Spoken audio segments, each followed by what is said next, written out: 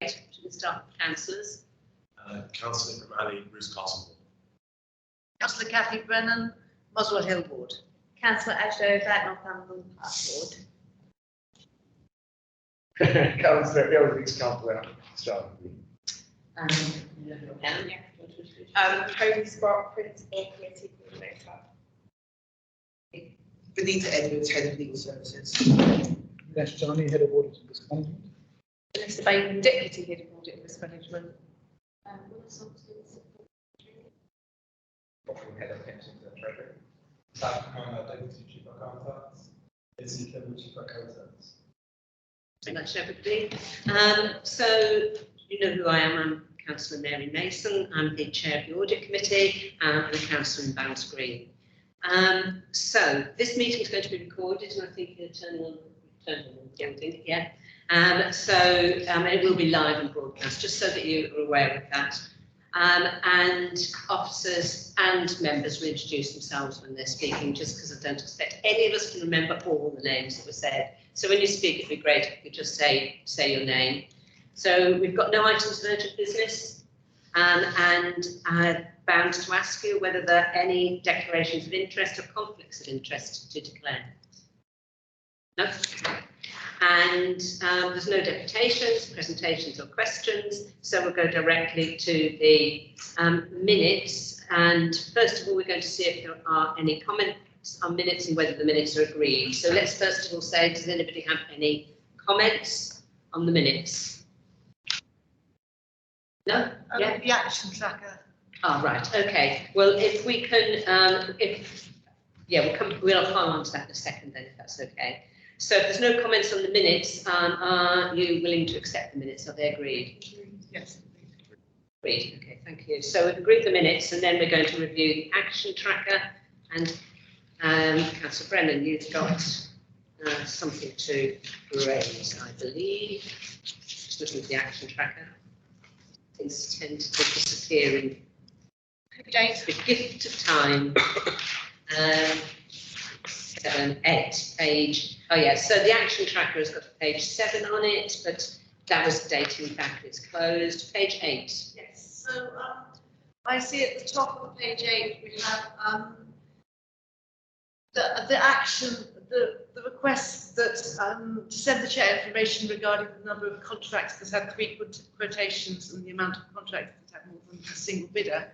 The response: not possible to report on this level of information from the current systems. And so it's now closed.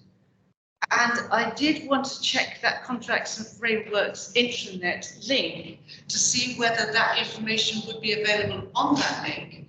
Because if not, I thought if there was a will and the committee has asked, we would like to know, even if we just like to know the proportion of, in procurement, the proportion of contracts that have 3 bids and the proportion that just go ahead with a single bidder, someone could just look at it and just do a snapshot and say, well, I've looked at so many, and this is proportionally, 7 out of 10 have 3 bids or whatever it is, because that information was required, and I think it would be useful to know, and it's useful to sort of make public knowledge, just because if there are too many going through on a single bid, this needs to be just sort of like brought out into the open, and then we can go forward thinking we want more bids. We don't want just a single bid on a contract. Because do you want to come back to that? No, Abraham. No, sorry. It's a related point. It's a related point. Just to support what Councillor Brennan was saying, I think what I'd propose to officers would be: are you happy with that sort of thing? Because I understand, I'll assume that people would like to be ignored. But I think we could have confidence, if that makes sense. And I think that response doesn't really give confidence in terms of where we are or we'd like to be, at least. So I think it's an level of aspiration, really. So I think it'd be good for us to go away and think about what is feasible, what is possible, what's realistic going forward. I think to come back with that response, I think it's not satisfactory, quite frankly. And I don't know if other committee members will agree. I think that's not kind of what our wish or aspiration is. So I think it'd be useful to hear from us in terms of, is that acceptable sort of state of affairs really? If not, how can we sort of move forward from here? Thank you. Yeah, this last minute. Thank you. That's really helpful comments. So the procurement systems we have at the moment, we know are not really where we need to be yet. So internal audit have carried out a number of reviews around procurement cycles. And a number of the reviews that we have carried out have been assigned limited assurance, because we have concerns about really the operational procurement activities in the organisation. And they could relate to things like how we let contracts, which I think is the point you're making, Councillor Brennan, as in when we let contracts, are we satisfied that we are getting value for money through the number of bidders that we get? Also looks at contract management, and we've also looked at how we maintain our contract register. And those three areas were all assigned limited assurance. Sorry, what was one? They were assigned limited assurance. Okay. So there were gaps in the control environment. The corporate committee received a presentation from the head of procurement, actually September 2022, which is where these actions arose. And at that meeting, the head of procurement explained that he wanted to make changes and that those changes would take time, including the need for replacement of the IT systems that we use. I've heard and I've taken on board your comments. I will raise them with the head of procurement and ask him to review his comments in light of your suggestions and see if there is, even if it's possible, to get a rough estimate, if it's not 100%, so that we've got an indication of the number of tenders that go through with either 1, 2, or 3 bids. And there is quite a clear process for this. Depending on the threshold of the value of the contracts, we are required to follow a process. I just from an audit point of view, the point I would raise is that I think it's really important for the procurement team as the centre of excellence around procurement activity in the organisation to have that sort of information available to them as well. So it's not for the committee per se, or it's not for audit per se. This information is something that procurement want to have to help them manage the procurement activity in the organisation. But there's quite a large piece of work that is ongoing at the moment in terms of what needs to change. And I'm looking at the chair because actually it might be helpful, chair, to invite the head of procurement to the next meeting here, just to give an update on where that's got to. And I appreciate that we've got lots of new members here who would have not heard the steps that were being outlined previously. So I want to refresh the committee. Can I do a short follow-up? Does anybody else question? No, Kathy, go ahead. So I was just going to say, because it sounds like the work that the procurement manager of procurement has to do is going to take a long time to sort this out. And that's why I'm talking about him trying to do a rough, just a representative sample, if you like, or 2 representative samples from different dates, random, so that we can actually get a feel for whether everything is perfect, as good as it possibly could be, rather than having to wait until the outcome of a long years for the work to finish. Yeah, that would be great, thank you. And I suppose just to top and tail that, and that we want to know where the risks still lie. So, and what's being done, whether they are within the process still. Okay, any other? Welcome, Councillor Armin. We've gone around introductions. I don't know, we've asked people when they speak if they'll introduce themselves, so you'll get a chance then. Okay, and so we're just going through the actions that came out of the action tracker that came from corporate committee. I think you actually raised it last time, wanting to see the actions. So this was the only other things that are ongoing on here. Is there anything else on page 8? Sorry, losing my way. Page 9. This is about right to buy process and organising members' training around that, which seems to still be ongoing. Do we know anything about that? But if you wouldn't mind, again, let me follow that up as well. Thank you very much. Thank you. Yeah, that's fine. It's all quite old, this. But it's really helpful to have because it gives us an idea of where things haven't signed off. So thank you for providing it. And in July 23, it was useful to have an update on temporary accommodation to highlight areas of greatest risk to council via regular reporting. Okay, so we have got housing coming next time. So I don't think we mentioned TA2 because we're looking more at repairs side, weren't we? We were, and because it sits in a different direction, Yes. that's Beverly's Yes. direction. Yeah, yeah. I don't see why we can't take the same approach as we have so far with the others. Yeah. And ask for an update. Perhaps not at the November meeting, but the subsequent January or February meeting. Yeah, I think one of the issues around this is the cost of temporary accommodation and how that's impacting on the budget, and the fact that temporary accommodation has gone up, and we are fearful that it will continue to go up because of the economic situation. So I think maybe if I had to choose between this and the other one, I would be putting temporary accommodation. I'm not saying we have to choose, but I think I would be putting it before the procurement one because of the risks that there is. So if what we do is to look at what we'd like at the next meeting and then make a reasonable choice at the end about what we can fit in the time, because that's fine. remembering that we've got housing coming to do quite a big piece of work next time. That's good.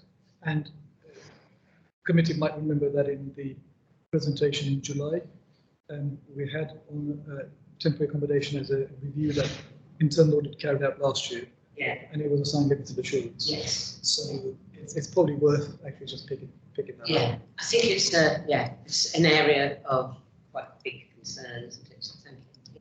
Yeah. What about temporary and housing? Would that be in the same? Or would it not cover it? Would it not overflow into that? Would it not be the same heading? Temporary and accommodation, would they not be on the same heading?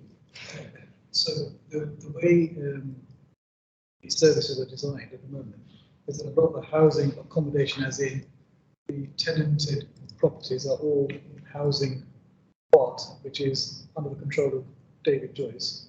But the temporary accommodation element is under Beverly Tarker. Okay, so they're two separate entities as such. So But they they work both relate to together. housing. It's in terms of management. Right, okay, understand this, yeah. Sorry, I'd just say, Mr. John, just speak up a little bit. I'll be so ever so grateful. I really struggle to hear you. It's such a soft voice. I'll try to expose my voice to a new tempo. Can you hear the fact that you having problems as well hearing? Yes, I appreciate it. Right. Okay. Do you want to move the tables around a bit if it's not as easy to hear?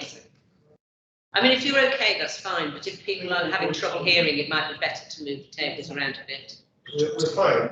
You're fine. Okay. Please let us know because I'm perfectly happy for us to spend a couple of minutes shuffling around so everybody can hear.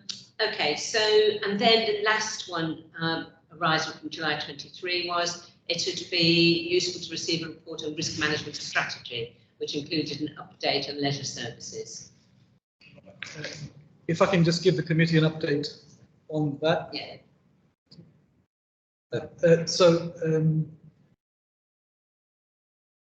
The two matters are quite separate. The first matter is around the council's policy and process for dealing with risk and for the identification of the key risks in the organisation. We've appointed a company called Zurich Municipal, who are our insurers, to help us review our current arrangements. So how effective is our policy and framework for managing risk, and to also help us develop risk registers at the directorate and corporate level, so that we've got a sort of a good view of key risks in all the services and at the corporate level, supported by a strong framework of risk management in the organisation. So they're kicking that work off now. If the committee agrees, once that work is finished, I can bring the outcome of that to this committee. So then you've got the visibility of the risks that have been identified and the framework that underpins how those risks are going to be managed going forward.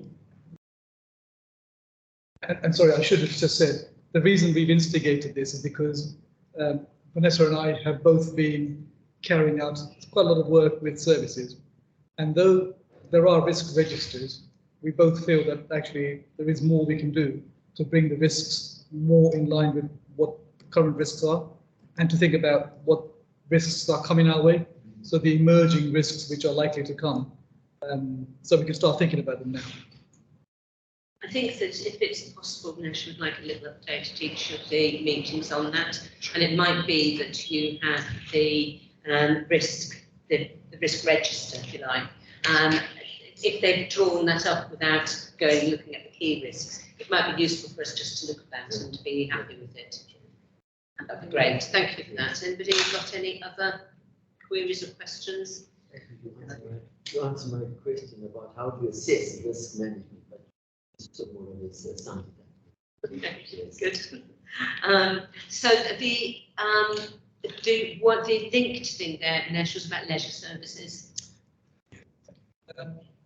So I have made a request of the service to help create that risk register of the key risks, but I'm aware that there have been recent developments in terms of how we take forward the leisure service. So I think they've been more focused on that element. So with your permission, Chair, I can make that request again and just ask them to give us an outline of what residual risks remain following the steps that they've taken. Yeah. And present that to the committee at the next meeting. Yeah, I think we just need to know that those risks are being managed, because they have got quite a high reputational risk as well as financial. It's quite a complicated picture that's emerging, Yeah. I think. I mean, there's the contractual risk as well, so they're a bit endless on it, aren't they? So I think that for that particular one, it would be useful for us to know that people are looking at what the learning is from it, so that we've identified the correct learning from what went wrong, whether that was to do with the original contract, or whether there was ongoing issues around making sure that the contract was being kept to, or what it was. So I'm sure you'll have to do that for the cabinet. So that it would be useful for us, I think, to know as well, just so that we keep our eye open on what's and what we think is happening, and yeah, we've got satisfaction on that. Great, thank you for doing that. That's great. So we're going to move on now to item 7, which is the Treasury Management Update Report. Over to you, sir. Good evening, members. Yeah, can everyone hear me okay? A bit louder. Is that all right? I'll try and keep the tone on that. Can you introduce yourself as well? Yes, so my name is Tim Mpofu. I'm the head of pensions and treasury here at Harrogate. And the report I'm presenting to you this evening is the Treasury Management Update Report for the first quarter of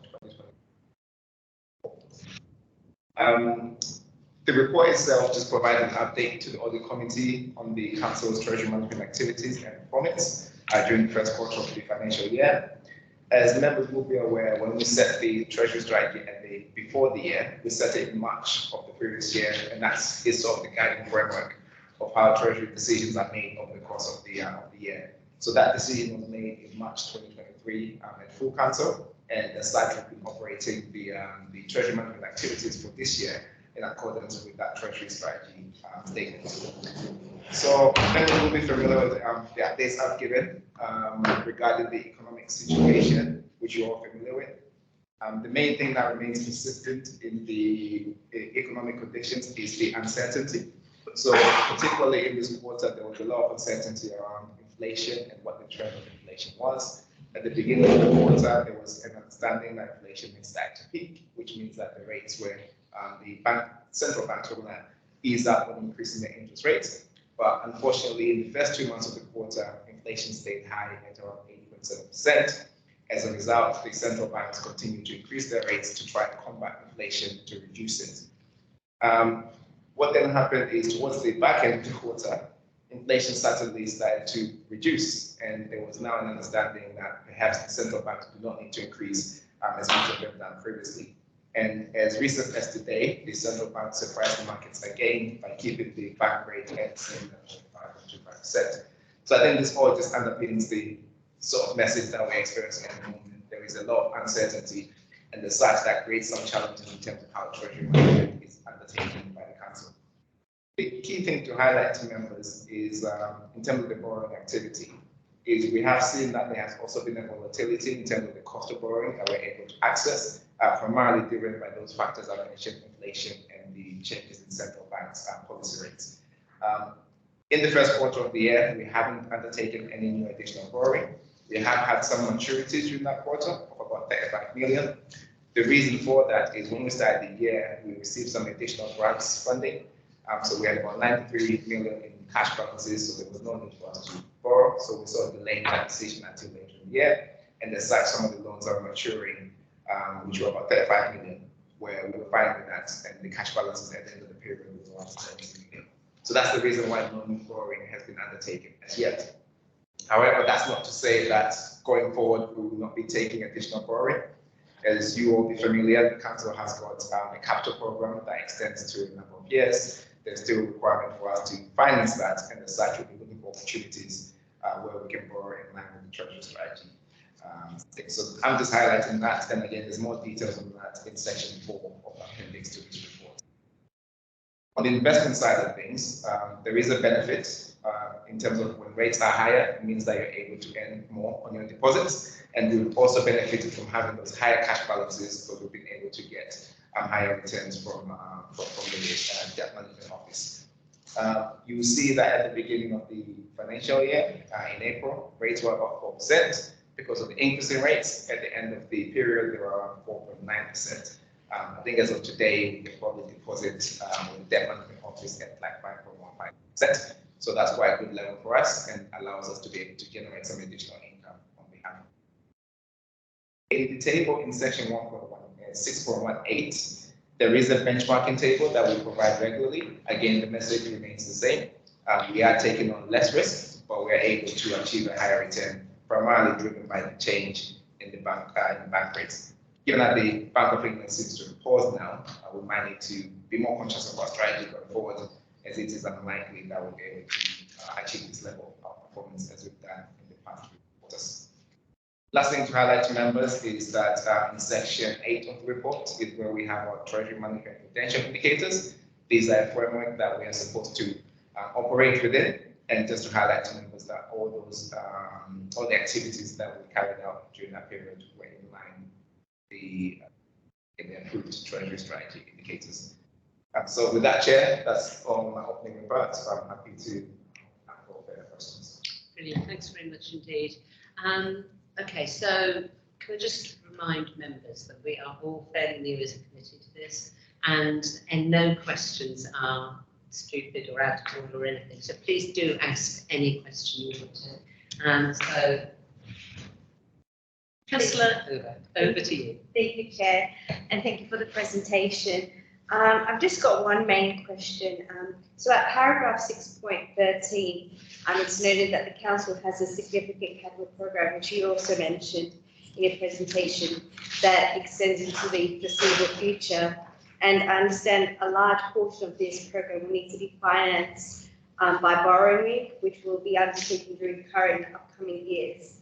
So with the cost of borrowing having increased as per paragraph 6.10, is there sufficient checks or risk management in place to ensure that to continue to ensure that the council's objective of striking an appropriate balance, as noted at paragraph 6.19, is in place? So in essence, what I'm basically trying to say is, will the high interest rate and the uncertainty that you mentioned with our need of borrowing in the future put that balance at risk? And are you satisfied that the measures that we currently have in place are sufficient to deal with the continued economic pressures and high interest rates? Yes, so to answer your question, so that is sort of the key challenge that we always find in terms of trying to strike that balance. There are various times in the economic cycle where there can be opportunities for us to take advantage of lower rates in comparison in a relative basis. So when we set the treasury strategy, the target rate we had at the time was 4.5%. So we were assuming that any new borrowing we'll have to take in the new year will get 4.5% level. Now, there are times when that can go below that, and there can be an opportunity for us to borrow, and we'll be able to still be within our budget. In terms of, just trying to find this section, because there is a section in the main appendix report that also has a maturity structure for the borrowing, which is actually on page 24 of this paper. What this does is it spreads out the risk of when we need to refinance our loans, but it also provides an opportunity for us to take advantage of some of the different maturity structures that are to us through the public. So essentially, what we will be doing is assessing how we can spread that risk over the time so that those loans are not all maturing at the same time. But we're also keeping regular contact with our treasury advisor, who advises when rates are at a reasonable level. So what you do tend to find with economic uncertainty or volatility is it's not always that means that rates are continuing to go up. Like news like today, for example, where the Bank of England doesn't do anything, that can shock the markets, and in return, you can get like an aggressive move downwards that will go below our level of where we were targeting to borrow. In such circumstances, we'll be prepared to find action at that borrowing, which means we're able to stay within budget. So one of the things that we are trying to do is making sure that we are doing that in a balanced way. We're trying to make sure our cash balances remain healthy, so we're not being forced to borrow, but at the same time, also trying to bring in certainty around what the cost of that borrowing will be. The main difference is in previous years, that borrowing would have been around 2%. Now we're looking at 4%, or 4.5%, which is higher, but it's also within the general MTFS for the council. So that's all within compliance. So that's what sort of see from a treasury management perspective is we're trying to aim to be within that target range, and also trying to make sure that we are taking some little as in those opportunities. That's fine. That's what I mean. Oh, sorry, Councillor Ovid, did you want No, to I'm follow? good. I was going to say, she Yeah. asked the questions in an incredibly very detailed fashion. It was articulated as well as you did. So I guess the concern I had was, I can see that we're getting all the information that we need. I'm not always the person who's going to understand all the detail, but I know. So for me, I suppose, listening to the news recently, I'm worried about the cost of borrowing against capital projects. And listening to the news, one of the things is about the fact that a lot of local authorities are borrowing for capital projects. And some of those capital projects are, in the longer term, turn out to be much more costly than they envisaged at the very beginning. And it just feels to me there's a lot of uncertainty, not necessarily in how engaged, but just across local authorities. So I just wondered how we can be assured as a group of people that the costs, that the borrowing that we are doing against the capital projects that the council has in mind, absolutely necessary, appropriate, and the right thing for us to do, because obviously a lot of local authorities have borrowed for capital projects, and at the time they thought they were great, they were the right thing to do. They weren't, obviously, because they were. I just wondered about how, as a committee member, we would know, because the capital projects are not under the realm of the audit committee, they're under the realm. Can I explain it properly? No, I think you've asked perfectly a good question. And it is about assurance, isn't it? So I think there's a linked question, so I wouldn't mind tagging on if you don't mind, Councillor Almond, which is about the problem with capital projects at the moment and their changed costings. So just like 2 minutes down the road from me is a very nice, what will be a very nice block of 8 flats, Haringey flats, and they have now got a big tarpaulin over them, and have had for the last 3 months, and probably will have for another 3 or 4 months. So it's because the contractor cost, and that clearly is going to have an impact on our costings. So if we could add that to Councillor Armid, it's about predictability and uncertainty, and what's going to happen to capital borrowing. Projects. I mean, you have to make sure that whoever is doing the work around the capital projects are actually doing it in an appropriate fashion. I am managing the funds that they're supposed to be managing, and the management of it is also crucial. A lot of which is unpredictable. Because they've all gone over, haven't they? Over to yourself. So I'm happy to come in on sort of and provide a treasury response, but I think Secretary would like to come in first. Thanks, Councillor. My name is Tracy. I'm the head of finance for housing and also the chief accountant. So I'm going to come in here because I look after a lot of capital projects. So what really happens here is for any scheme to progress, we have, as part of the whole thing, we have the overall model for capital programs, which we set at the beginning of the year in line with the borrowing strategy. So we've expressed these schemes in terms of assumptions, in terms of costs, in terms of what level of borrowing they might come out at. And any scheme that doesn't meet those viability tests will not be included in the program. And then at each individual level, before we progress with any scheme, even if we possess the match, we want to progress the scheme now. We also stress test that scheme now. And if it's not viable, we don't progress with it. It has to sit in line with the parameters we set at the beginning of the year. So that gives you assurance that we don't, we never, at every stage. Yeah, if you come in Yes, first. so maybe I'll kind of on that point before you respond to cases. So from a treasury perspective, so my responsibility is to advise on what I think the cost will be, and this is what we do in line with Alan Close, who are treasury advisors, what we think the rate, the trajectory of interest rates will be going forward. And one of the things we've actually done this year in light of the economic conditions is revise that assumption. So earlier I mentioned that we were looking at 4.5%. Also, we know the bank rate is now at 5.25%. So that's been uplifted now to about 5% for the general fund capital schemes. So that's 2 cases points, makes stress testing some of those schemes much more difficult, which means they will not be able to progress, which in turn means our borrowing requirement going forward will be much lower.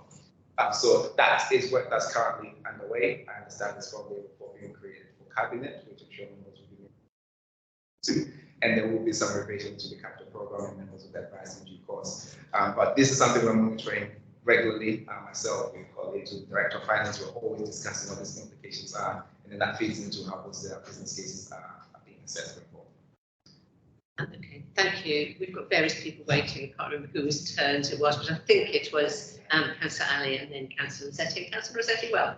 Thank you. Thank you, Chair.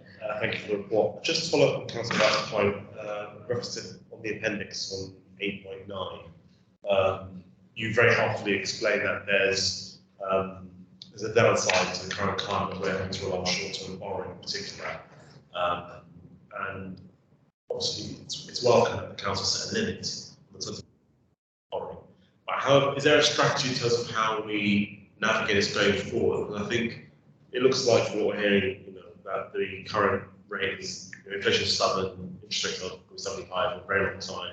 We're expecting any short-term improvements, so this is going to be the new normal for quite a very extended period. So what are we thinking is going to be the way to sort of plan for this thing? Because I understand short-term borrowing is a necessity. Every organisation has that in place, but it looks like we're going to rely on it a little bit more than we'd like to, should I say, and how we're thinking about the next sort of several years going forward. So you should see what you're thinking about that area. Yeah, so this, I'm assuming you're referring to the table in 8.9, which has a 10% target. So this was initially set up in the previous year, so it's something we probably need to review again when we're doing the treasury setting for the sort period. And in normal circumstances, you have what they call an upward sort of yielding slope, so that means borrowing short term is much cheaper than borrowing long term. During the course of this year, probably for the last 9 months, we've had an inverted curve where borrowing short term is much more expensive than borrowing longer term. And as such, it makes it unattractive for you to want to take a short term loan, which would be anything under a year, because that would be more expensive compared to the 50. The main challenge is the 50-year loan, you still have the 50-year of interest payments you need to pay. So you have that cost sensitive, but it's more expensive. But the 1 year, you get that 1 year hit, that's usually tends to be about where our target rates are. So what we're trying to do is have a bit of a balance within the portfolio. The short-term rates allows flexibility. If the macroeconomic condition were to change, then what you'd expect is we'll be able to now use some of that short-term lending when it's maturing to refinance it with longer maturing borrowing. An interesting thing about the inverted yield curve is it also signals a recession. So the understanding will be expecting a recession in the next 18 months or so. And if that were to be the case, you'd expect this upward trend to reverse. So in previous years, you've seen that 6% would have been something around 15%. So it has provided up with that flexibility, but going forward, it will be something to keep an eye on.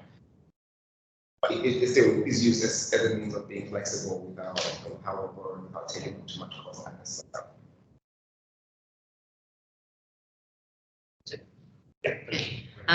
Councillor Rossetti.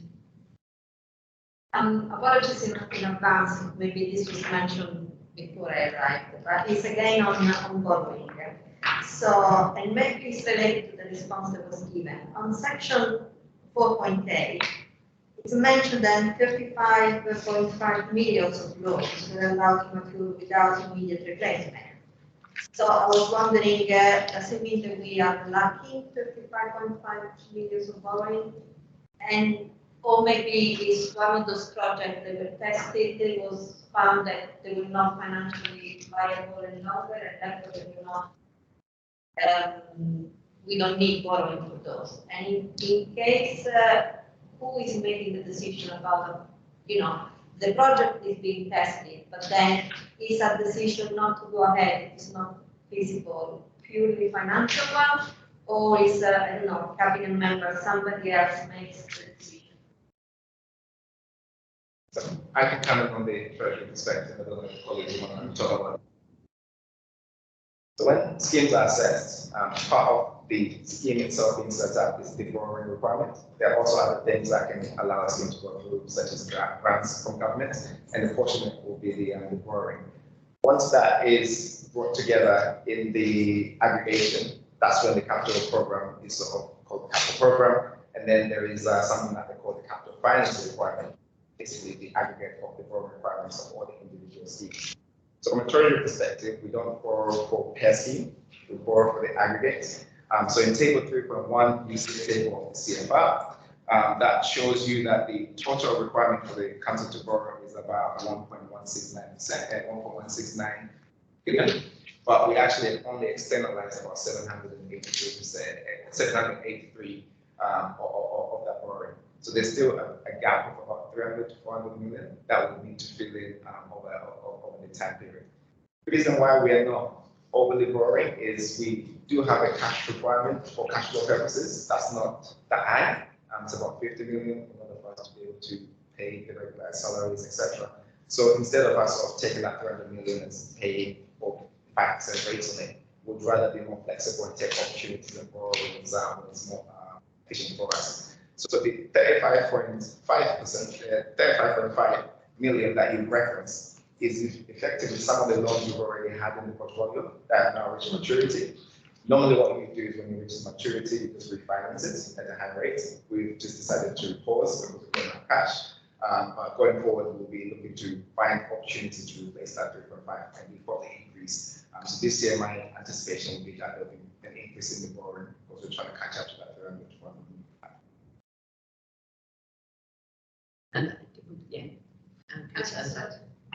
Sorry, the follow-up. Sorry, Yeah. who makes the decision on that? It's members' decision. Decision is not purely, it's members' decision. Okay. It's not purely based on financials alone. There are a lot of factors considered. If you look at the report that will come into cabinet in October, you have, I think it's about 2 or 3 schemes there. We are recommending that we pause for now because of financial and non-financial reasons.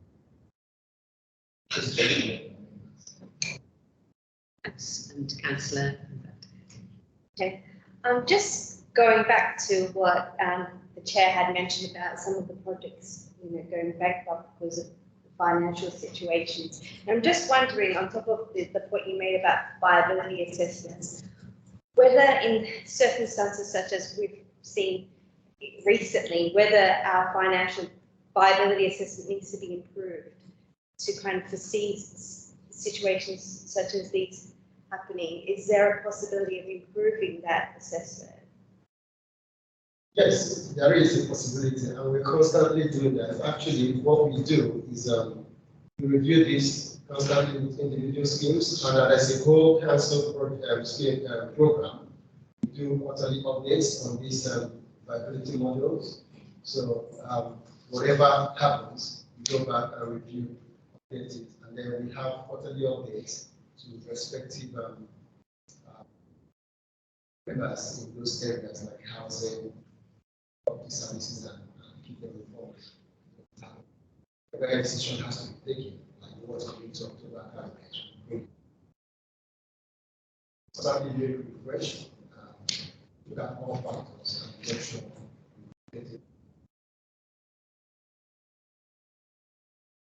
Just questions, Councillor? I was just going to say, finally, obviously, all these other local authorities, they have all the finance people with the same issue and people who did all that work. And, they're all experts in their fields, but they still went. I just worry a little bit. I'm not saying that we are, but I worry. I ask myself all the time now, what is it that they did wrong that we are doing right? And I don't know. I mean, that's my concern, really. It's just to be front about everything. I just think we're not doing anybody any favours if we're not transparent about that. Actually, we need everyone in there now to understand what's going on. I just worry that they were obviously all doing the same kind of thing. They're all like the same experts, and they're all being reassured in the same way, and yet things are badly wrong. So I just, the reason I'm asking those questions is because I just want to know, how do we know? That's our job, to look at the accounts. How do we know that when things go wrong? I mean, I'm asking that because I'm not an expert, and I'm asking just as a person who wants to make sure that the decisions we're making are right. That could be advice, and I don't know whether there's lessons to be learned from other local authorities or whatever. I have no idea, but I'm just a little bit more nowadays, just to make sure that we don't go pear-shaped. Yeah, I think that's a really, really useful comment and question. And of course, you are the experts, and we're the onlookers, kind of trying to prod every now and again. But it is reasonable that the risks as well as the successes are brought here. So, and we have seen a number of councils, and the reports are that very many more are going to go bankrupt. So, is there anything that you have to tell us that what happened there and why it's not happening here? And two, is there a danger it's happening here? And how big is that risk? Yes, so I think for a lot of local authorities, it's obviously a very difficult time, as you're aware, with the funding being reduced over the last few years. So some of the issues that have happened with a number of authorities that have gone into section 6 there notices is very different. So part of it has been to do with some of their budgetary issues. Some of it has been purely shock. So in the case of Birmingham City, there was a legal case that kind of shocked their budget. So that's relatively hard to predict. And for those officers, they might try as much contingencies as they can. But it was a bit of a shock for them losing that case. And there was also an IT implementation issue. That was a problem. And then there are other councils that also have their capital program, but did not provide for it appropriately. And as a result, I think that in the case of walking, that was a bit of an issue. And that's part of the work we're sort of doing in terms of reviewing our own internal processes and making sure that we are on top of that. And then in the case of someone like that was just a case of fraud. And when there were issues around governance that were not taken seriously. So again, it's around testing whether the governance structures we have here are robust enough, and then we'll be able to comfortably challenge officers, because there's officers who will obviously give you our views, but it's what also be challenged and being kept honest, so to say. So I think for Haringey, we also have similar challenges, but some of those issues were quite unique, and really what ends up putting authority into that bankruptcy area is quite unique. Every time we're sort of learning new things, and we're also trying to keep on top of that and learn. I think in our meeting, we sort of, if any of that case happens, try and take some learnings and incorporate that into our own daily work. Hopefully that gives you some degree of confidence, but that's the process we carry on. Chair, if I may. Thank you. I mean, I think the whole point is that corporate governance is really, really important, and it has a really important role in corporate governance. I think there are some themes from some of the other authorities. It's probably a good idea to have a look at the public interest reports, and I'm sure, I think when you took over the chair, that there was a discussion about having, looking into what went wrong with other councils and other public interest reports. I think one thing that's notable is that although councils' finances are audited, the auditors didn't pick up on the issues either, and a lot of them have come in for criticism. One of the themes seems to be, obviously the statutory officers, the chief exec, director of finance, monitoring officer, their role is really important. And I think in Croydon, members weren't listening to the advice that was given to them, apparently. I think in Thurrock, there were, as Tim mentioned, problems of governance, that there were problems with the statutory officers as well as perhaps with members, So there's going to be a range of problems. Yeah. So I think the real issue is what can we do to try and protect Haringey from coming up, experiencing such troubles. One of the things that Nish and I've been talking about is doing a refresh on the local code of corporate governance, with a view to that going to full council towards the end of this financial year for adoption. DLUC, Michael Gove, has recently issued a draft guidance in relation to best value duty, and obviously a best value authority. I think that's pertinent, because I think he's obviously drawn from his concerns around what's been happening around the country. So I think it's really important that members ask challenging questions and push back where appropriate, so to interrogate what's going on.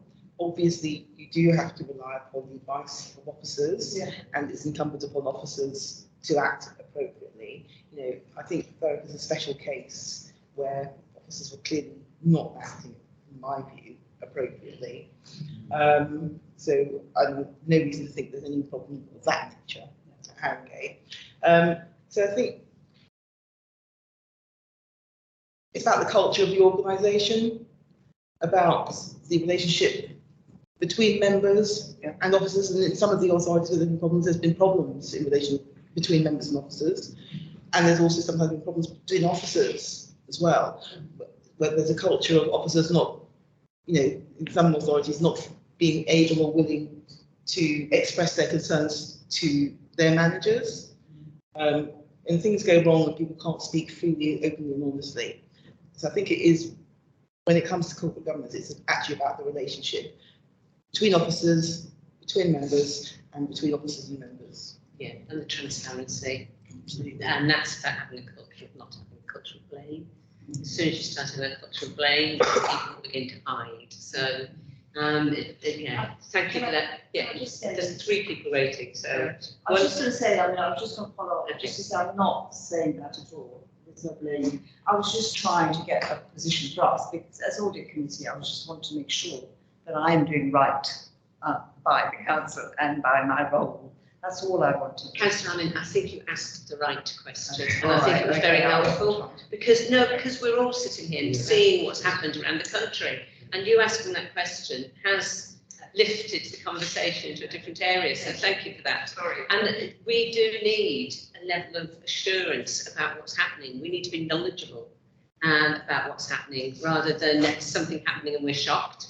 Birmingham knew it was going to happen. I come from Birmingham originally, so I can say that. They knew, because that case that brought them down has been going on for 10 years? So they were well aware of that. So I don't know what they were playing out, because clearly there's been a lot of errors in terms of their governance and management of the debt that they owed. So, but it would be, I think one of the things that would be really helpful for us is if you read any useful reports, that you send them out to us as well, if you could, so that I'm not promising we'll all read them, but I think we would be very interested in reading them, and so I think that would be helpful, to get that sift from you and that nudge from you. Thank you. So, Chair, read my thoughts. About 9 months to a year ago, Grant Thornton carried out a review. They looked at all the public interest reports and looked at organisations that had failed. So it is slightly older, not the current cycle. And they came up with themes of things that they'd seen which were constants in all of those public interest reports. If I circulate that to colleagues here, perhaps that might sort of give you something to consider and sort of questions you can ask of us. Interestingly, one of the areas in there was, from a governance point of view, the effectiveness of the audit committee. One of the things. So it's absolutely right that we are asking the questions we are and thinking about these things, because actually that's what they found, that more effective audit committees could have played a part in. So if I share that. Thank you, that's really helpful. I think if you follow any sector, then you begin to see patterns emerging, because my background is in the charity sector, and we've just had another report from the Calais and why that went wrong. It was all the same issues that rumble through the sector all the time, about governance and about financial propriety and making sure that you are stable and you're doing things within your means and you've got regulations and all of these things. So I do think that is something that we have a big responsibility to get to grips with. So I think we've got Councillor Ali. Who else has got their hand? Councillor Ali. To comment on the question, I think, those local authorities, the common theme was they had some very interesting, aggressive investments, which most local authorities we shouldn't be investing in. Thinking of Croydon, Woking, Thurrock. So I think, thankfully, we don't seem to be involved. We had a position last time, in the last audit committee. That's not our culture here. One of the things that we need to find down for yourself, as an advice, which advice to lead members in particular, is are we having a conversation about reprofiling capital programs, especially in light of the current situation? Are we having that, that very frank to say, look, this scheme might be 2, 3, 4, 5 times more expensive now than what we thought it was in November because of the whole, mini budget challenge. So I think it'd be interesting to see that's the kind of advice that we need. I think that's as backbench members we want to see, and being very frank with the member, make sure they're making decisions as well informed as possible, no matter how challenging what that might be. I think that reprofile of capital, which is very expensive, capital projects in particular, we should see that's something we've been thinking about. Obviously, those conversations are happening and they're being remade. Yeah, absolutely. I don't get involved in the actual specifics of any individual schemes, but I know that those conversations are going ahead, and I know that in the next cabinet there will be a review of the capital program, looking to reprofile it. I mentioned earlier that we have changed the interest rate assumption in year, which is not something we do usually, but it's because of since risks being quite evident in the sort of asset structure. So that's now gone to 5.5%.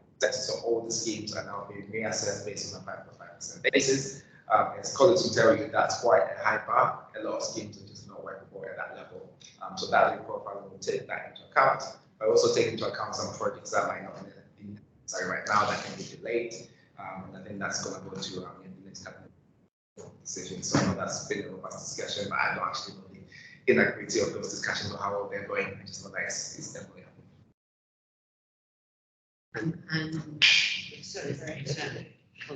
You spoke about learning new things today as a statement.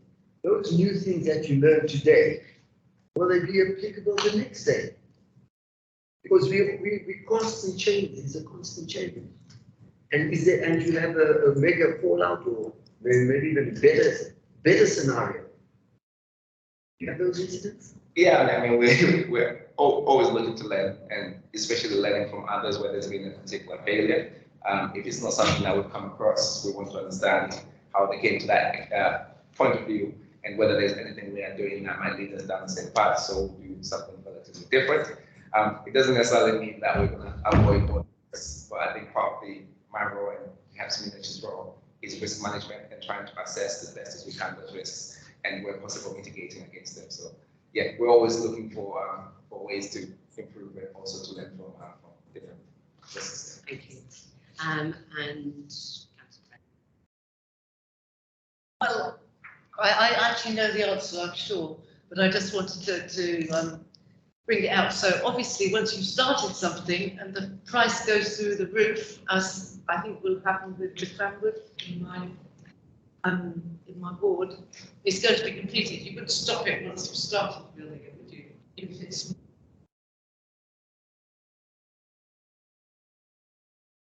What really happens is when we do the stress test for schemes, don't just say market right now it's costing 2,000 per square foot to build a three-bed house, and we say, yeah, 2,000 per square foot goes in. We do kind of buffer. Tim has just mentioned here about the assumptions now about 5.5, but the interest rate right now is 9.5. So that gives us room. So that if it works at 5.5 and it goes up from 4.5 to 5, it can still work.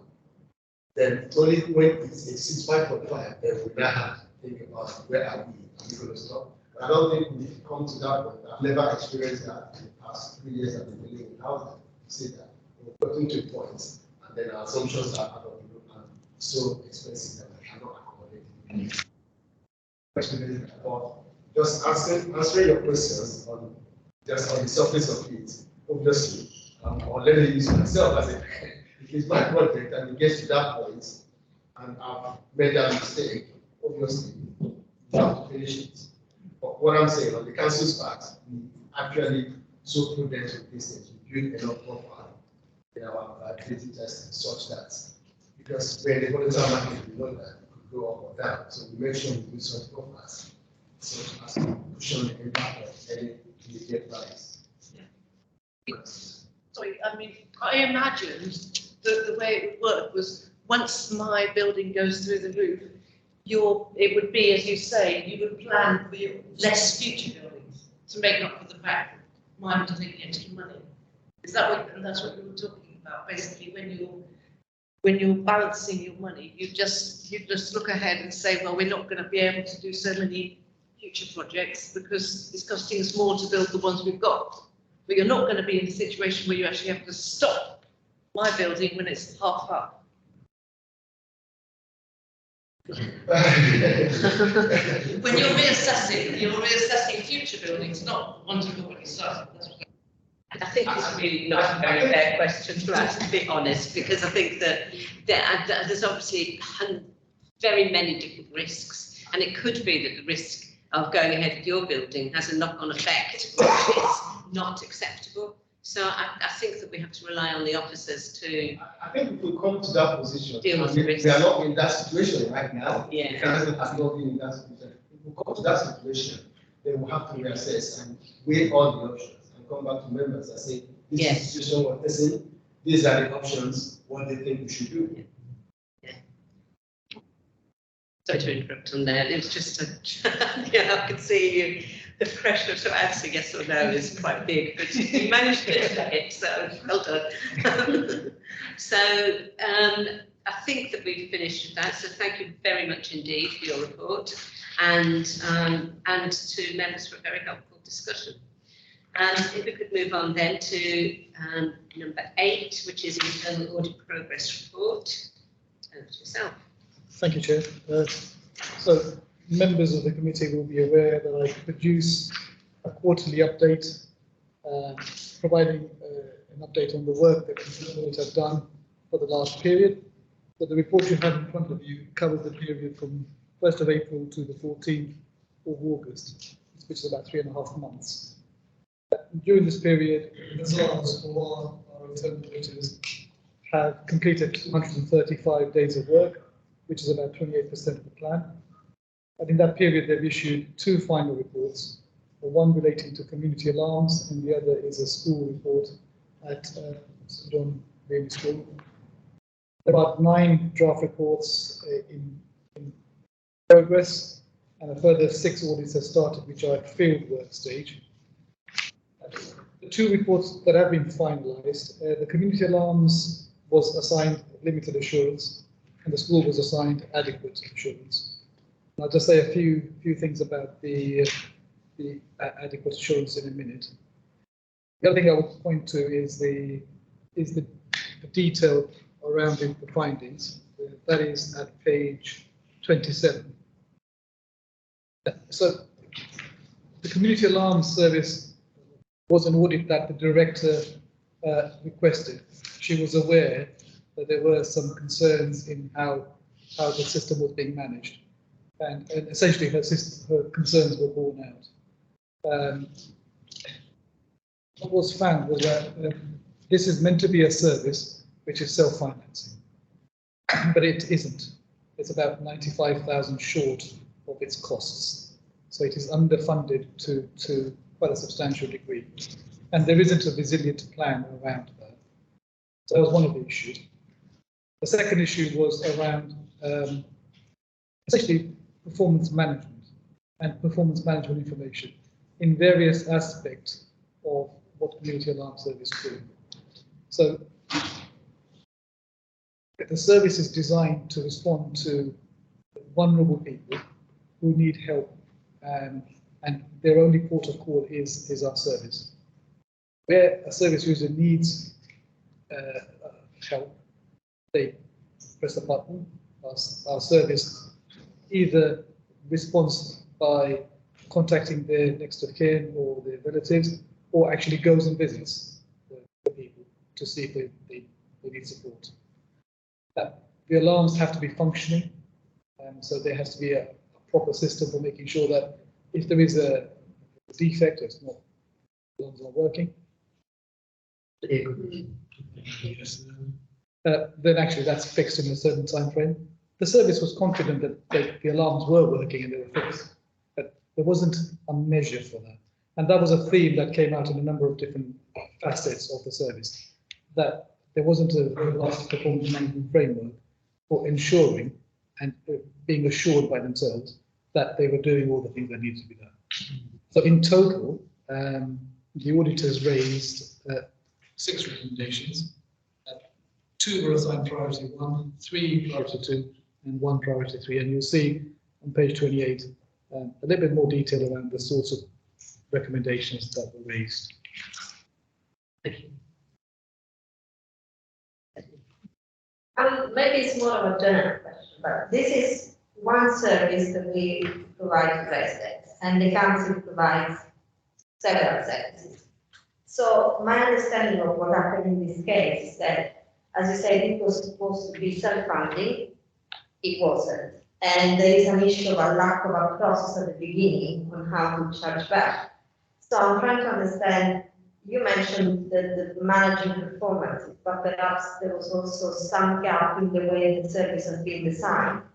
So is this something which might be typical of the way we design services for residents, and therefore there is something in the way we design services that could be improved or could be looked at as well? Or is really something specific to this project particularly? That's okay. So I think there are some specific aspects relating to this service in the recommendations that have been raised, but there are some commonalities too. And one of the things which I think I've mentioned before is around this performance management regime. A lot of our services, especially our social care function services, focus a lot on the delivery of service to our residents, many of whom we know are vulnerable and rely upon us. And there is a level of trust that goes in the delivery of that service. So one of the things that we have found in a lot of the audits is that regime for being quite analytical, wanting to gauge how well we are doing all the time, isn't always built into the provision of the service. The focus is, right, let's deliver the service and we will deliver it to the best standard that we can. And that's taken on trust, and that's the same as in this service. When the auditors carried out their tests, they didn't find too many issues with how the service was being delivered. But what they found was that the measure of how that's being done wasn't in place. And that's where the recommendation is. So I think there are some specifics here, but there are some generalities that we can take away from here and apply to other aspects, yes. Yes. I wanted to raise a point about the report, but if anyone to talk about the same. Okay, thanks, Chair. I just wanted to raise a point about the key highlights and summary, particularly the audits at fieldwork stage. I just want to know when those would become available in terms of the reports, particularly the commercial property management of sheltered accommodation, housing and contract management. I see, sorry, I didn't realise you were moving on. That's Yeah, absolutely fine, of course, yes. I think that Councillor Ali had a question relating to the community alarms. Sorry, Yeah, yes, I did. It's fine. Only raising that, we have a large number of schemes on board. It's something that has been repeatedly mentioned at nauseam.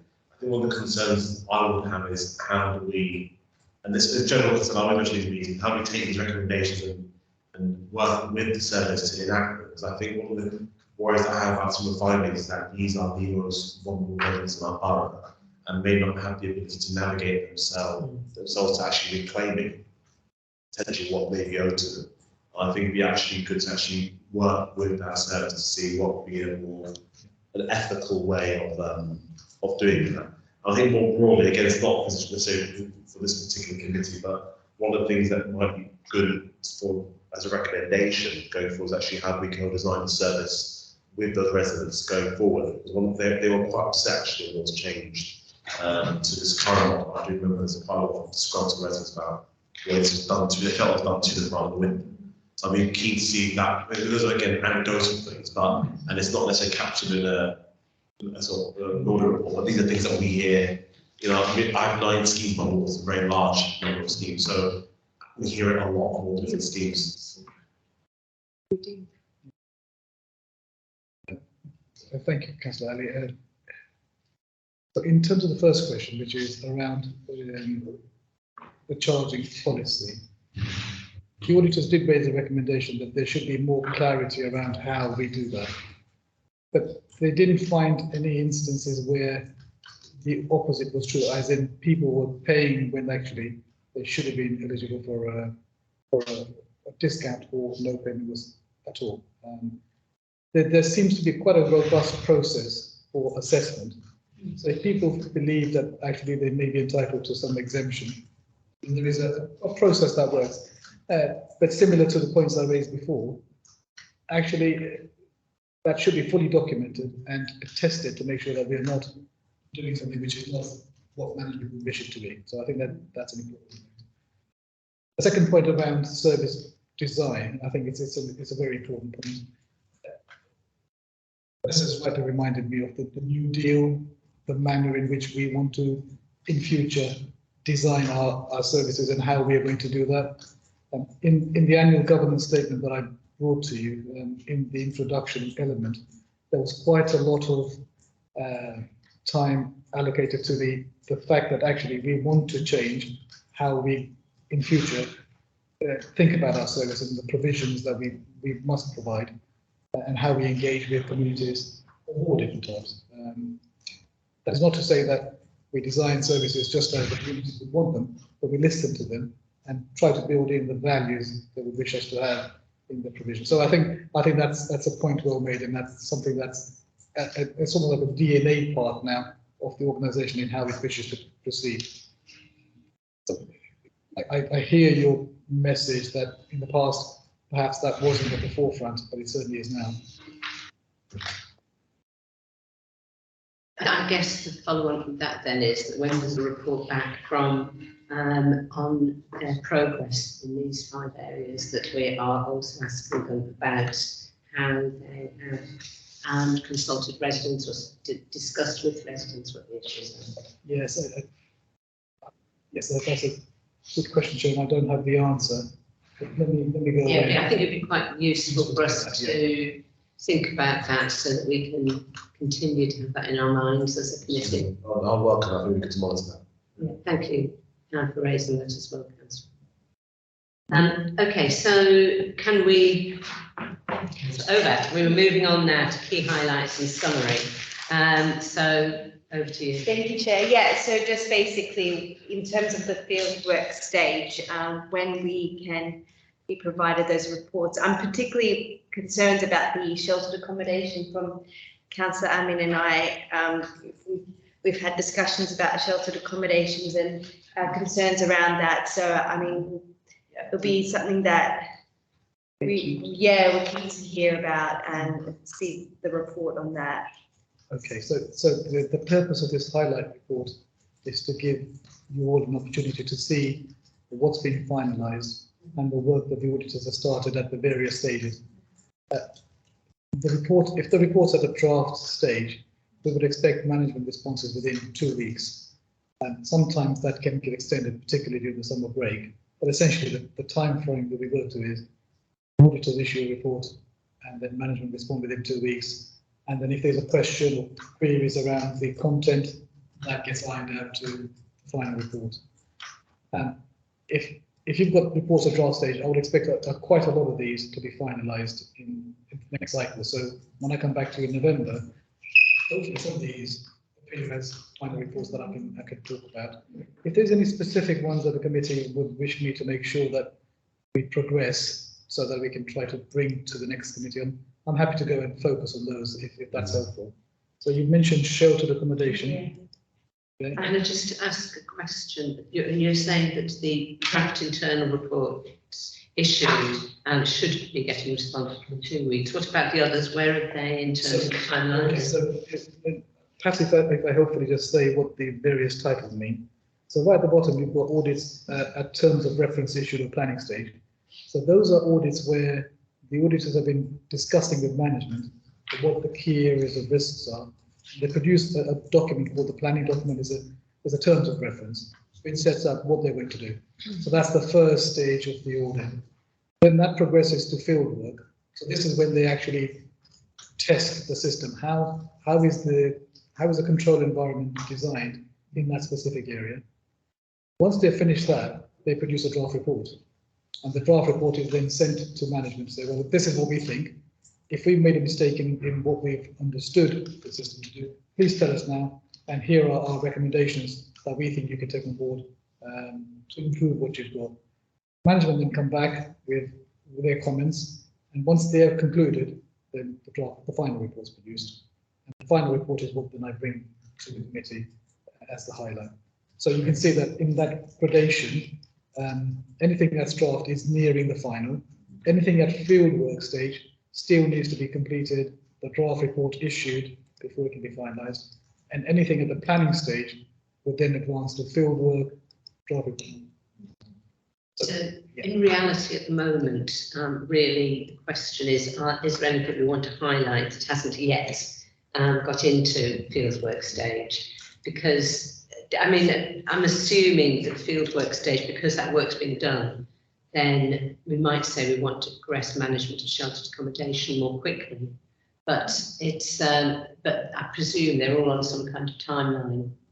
Yes, yes, indeed. So Mazars have their auditors doing these audits. I'm sure if I was to ask them to make sure that there's a focus on some, the commercial property, absolutely right. That was nil assurance last time, so there is an expectation that actions will be taken to improve the controls there.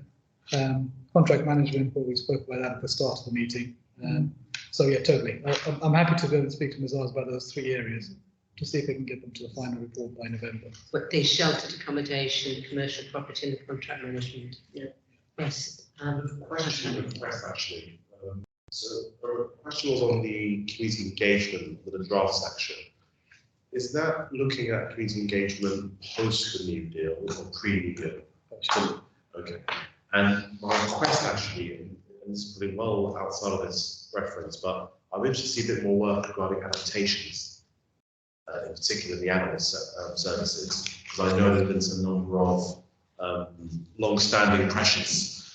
It would be good to see if that's something that's happened recently. There's already a shiny report waiting for you to look at, or it's something that's going to be proposed going forward in the next cycle. It's actually on the audit plan for this year. Okay. So it hasn't got to a point where it's been planned in, as in, they haven't got terms of reference yet, but it's one of those audits that is going to be done this year. That's on the plan. With your permission, Chair, I mean, if there's any way you can expedite that, because I think I'm personally very, very concerned about the challenges in that service, and any advice that come out of the report, I think they'll really welcome that. Thank you.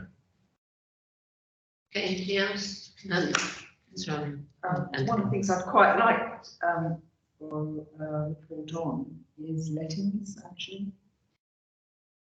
The moment managed and oversight of it. I just out of curiosity, nothing else, because I know it's such a small group to do it, and there's always, you always get residents who are unhappy that so and so got it and so and so didn't, and so you get all of that confusion about why one person gets the property and another doesn't. So I just kind of would quite like to have a look at it. As you said, lettings, my ears pricked up because it sounds very familiar. Either the audit's being done, already, or it's on this year's plan as well. Okay. It sounds very familiar. So let me just pick up. We did raise this with David Joyce around lettings because and he pointed out that that's sat underneath Denise. Thank you. And so they were going to come back because we're having housing on the agenda next time, and we raised lettings last time. So I think Denise Gandhi is going to be asked if she would add to the report or attend the meeting. There was some action that we wanted from Denise as well. Yeah. This is when we met in between these meetings. Okay, I'd quite like to have a kind of audit on it as well, certainly, even if she comes to the meeting. Yes, sure. Because it gives us that independence. Yeah. Yes. If it's not already on the calendar, which it isn't, what happens then? Do we add something or? Yeah. Please don't consider the audit plan as something that's fixed at the start of the year and it just sort of doesn't move. Yeah. Because business change profiles, and so essentially what would happen is that the committee would identify areas that they would wish to consider, then go away and consider that amongst all the other things, be put on the plan. So right. Thank you. I'll take on board the points. Yeah. So what we're talking about here then is bringing in a new audit of lettings. Is that something that other people agree with and think that we should be doing? Yeah, and I think they need to tack it on alongside allocations. I think the two go hand in hand. And I know the challenge with this is that it's the same directorate as temporary accommodation. I think it's all in that whole. Yeah. I think that we need to add those two to it so they've got a whole view of temporary accommodation, lettings and allocations. And does then voids come into this or not? It's probably slightly differently because that's to do with repairs and readiness. So, but we have asked particularly David Joyce to come back and report on voids. Now that might be something that we open up again, but let's do that next time because void sits differently than this area. It sits in a different directorate. The only thing is I do think it's something worth having proper details on. Yes. Chair, can I? There is actually, as part of the housing improvement programme, a programme that, although they sit in the two bits area, is a void to let in, like change programme. Yeah. That's what they're looking at. They're looking at that sort of relationship with moving it from voids to letting. So I do think, and I think, But I've got a feeling. I'll double check and I'll email everyone. I've got a feeling this is on the plan for this year. Let me just double check. Okay, because I think it's so important that what Yeah. exactly we're going to do. Okay, so anything else anybody else wants to raise? Sorry, I beg your pardon, yeah. So one is, before I ask my questions about the housing, so I've been on a couple of meetings of the constitutional change working group.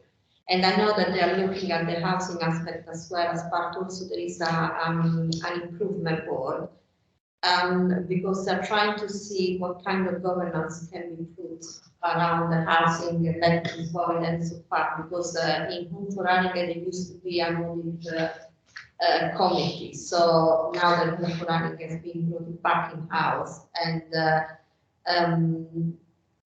there has to be a sort of similar governance put in place, and this is actually under discussion. So I don't know exactly if it's something for the audit committee or something that will be looked at within another committee or some other group in a different form. So I just wanted to mention this in case members are not aware.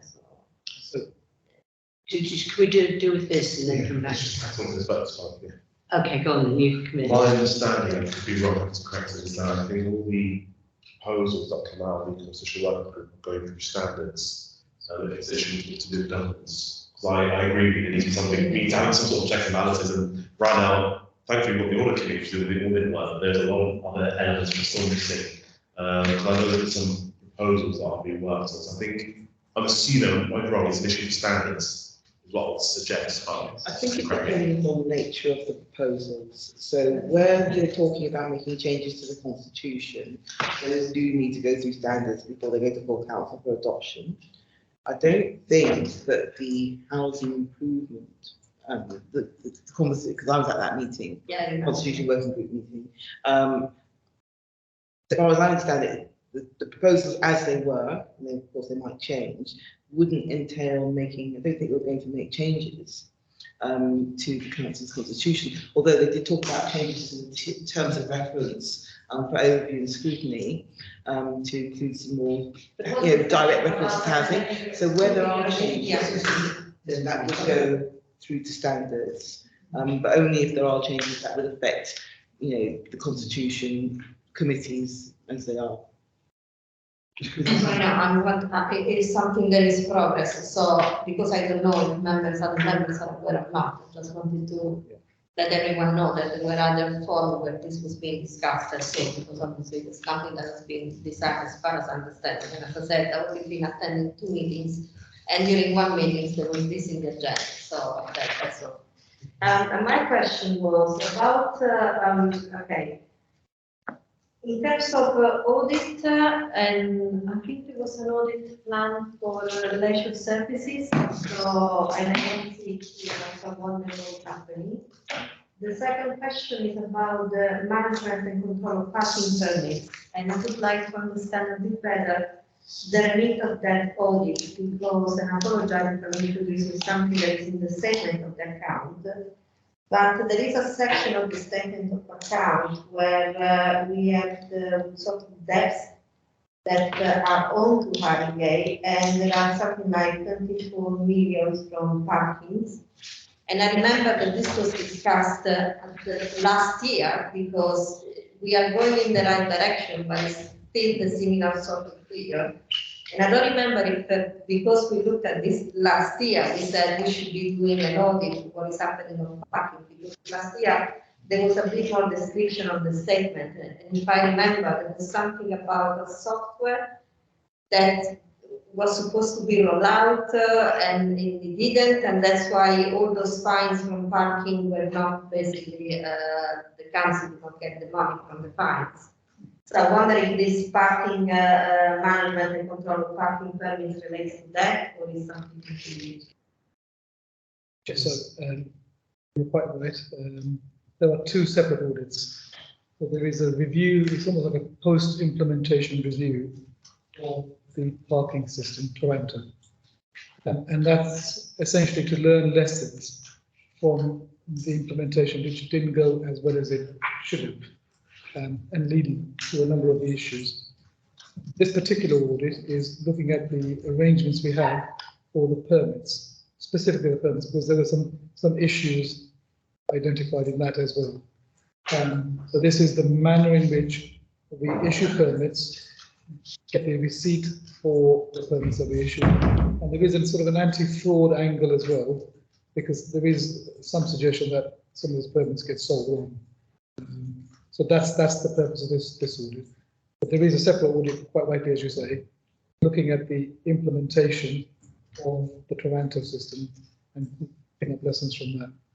I know that's coming, I know that piece of work has been done, so that should be concluding, and hopefully I can bring some papers to that.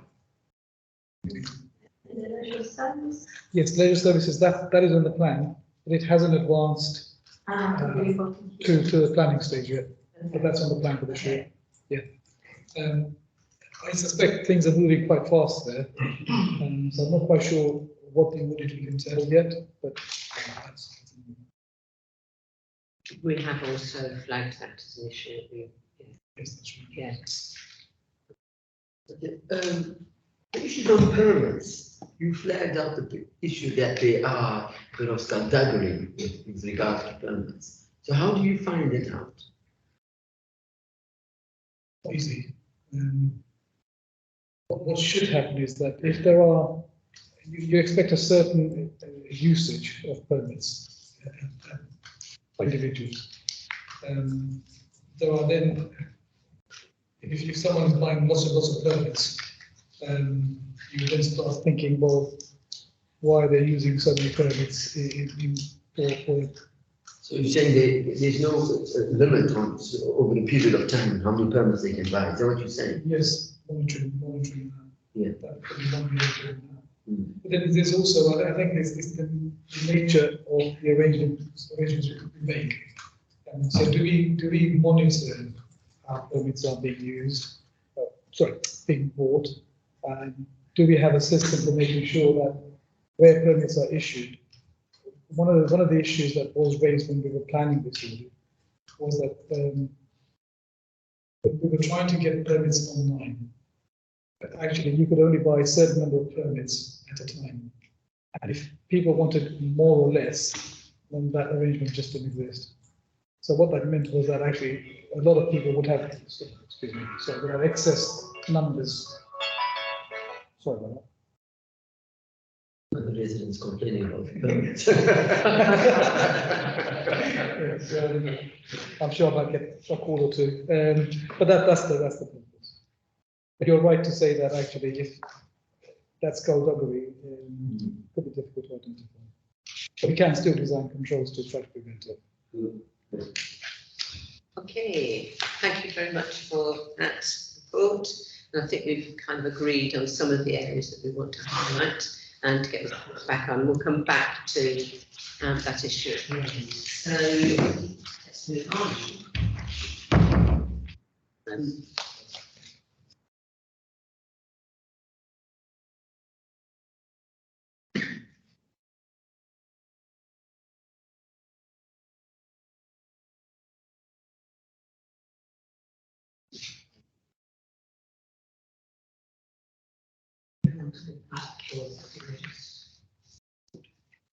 We want to go to 94, sorry.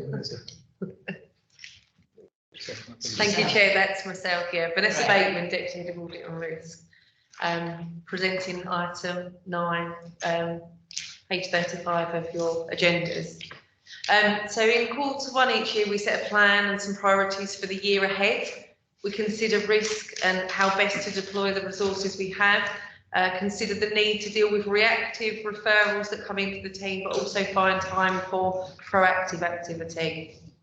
The team do a number of preventative checks to support housing, and that's to help them prevent and identify fraud within their processes, because that's our highest risk area in the council.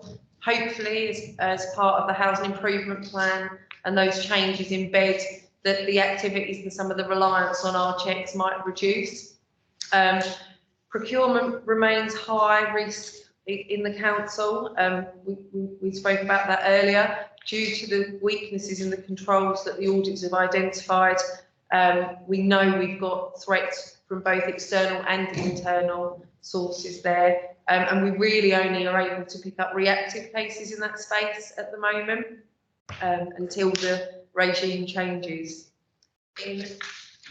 Under 13, at the bottom of page 39, I've outlined the key areas for proactive work for the team.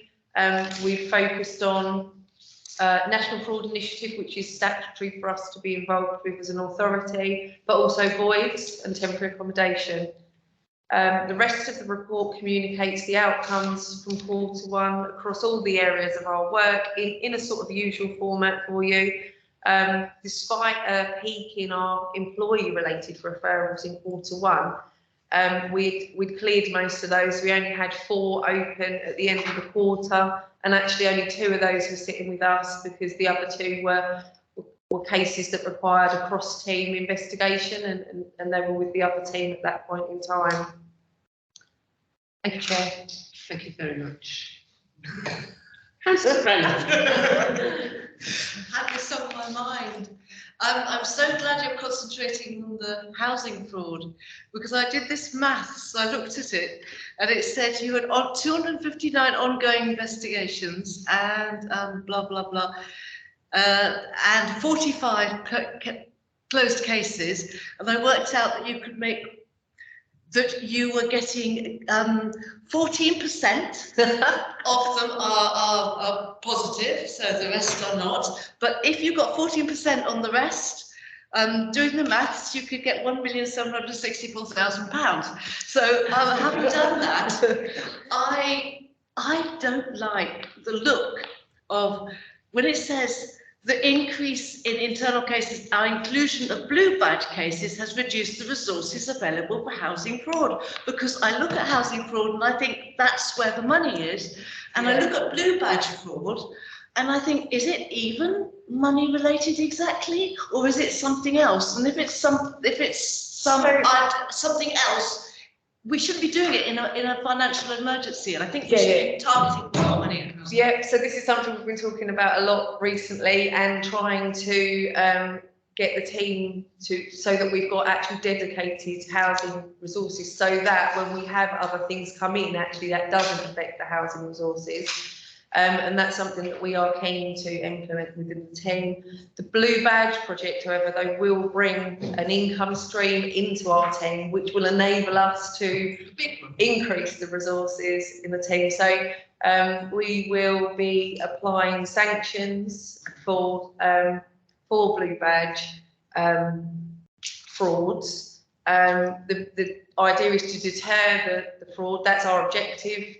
So I suppose if we're really successful, then that income stream will dry up in the future. But the objective for the fraud strategy is to reduce and deter fraud. So that activity will bring an income stream which will more than cover the cost of the resources that are doing it. And the plan is to reinvest that back into housing. I will be honest though, there's a lot that we're working with housing on in the housing improvement plan, because we've got a lot of cases and referrals, but they're not all subletting fraud cases. We end up with quite a lot of things that are not quite right, and we need to sort of help housing to understand what's gone wrong and how to fix it. But in a normal, like, business as usual, in an ideal world, it wouldn't really come anywhere near us as a fraud team. So there's sort of that movement will help as well. So we'll get down to a much more manageable housing caseload. Who's first? Take yourself, Councillor Ovac. You go first, and then Councillor Ham. Thank you, Chair. I just wanted to make a suggestion, especially since voids back on here as well, and we've discussed voids, whether we can have voids as an action tracker to get updates, to just get updates on unidentified void properties and also the voids turnover, just so we can keep track of it. Yeah.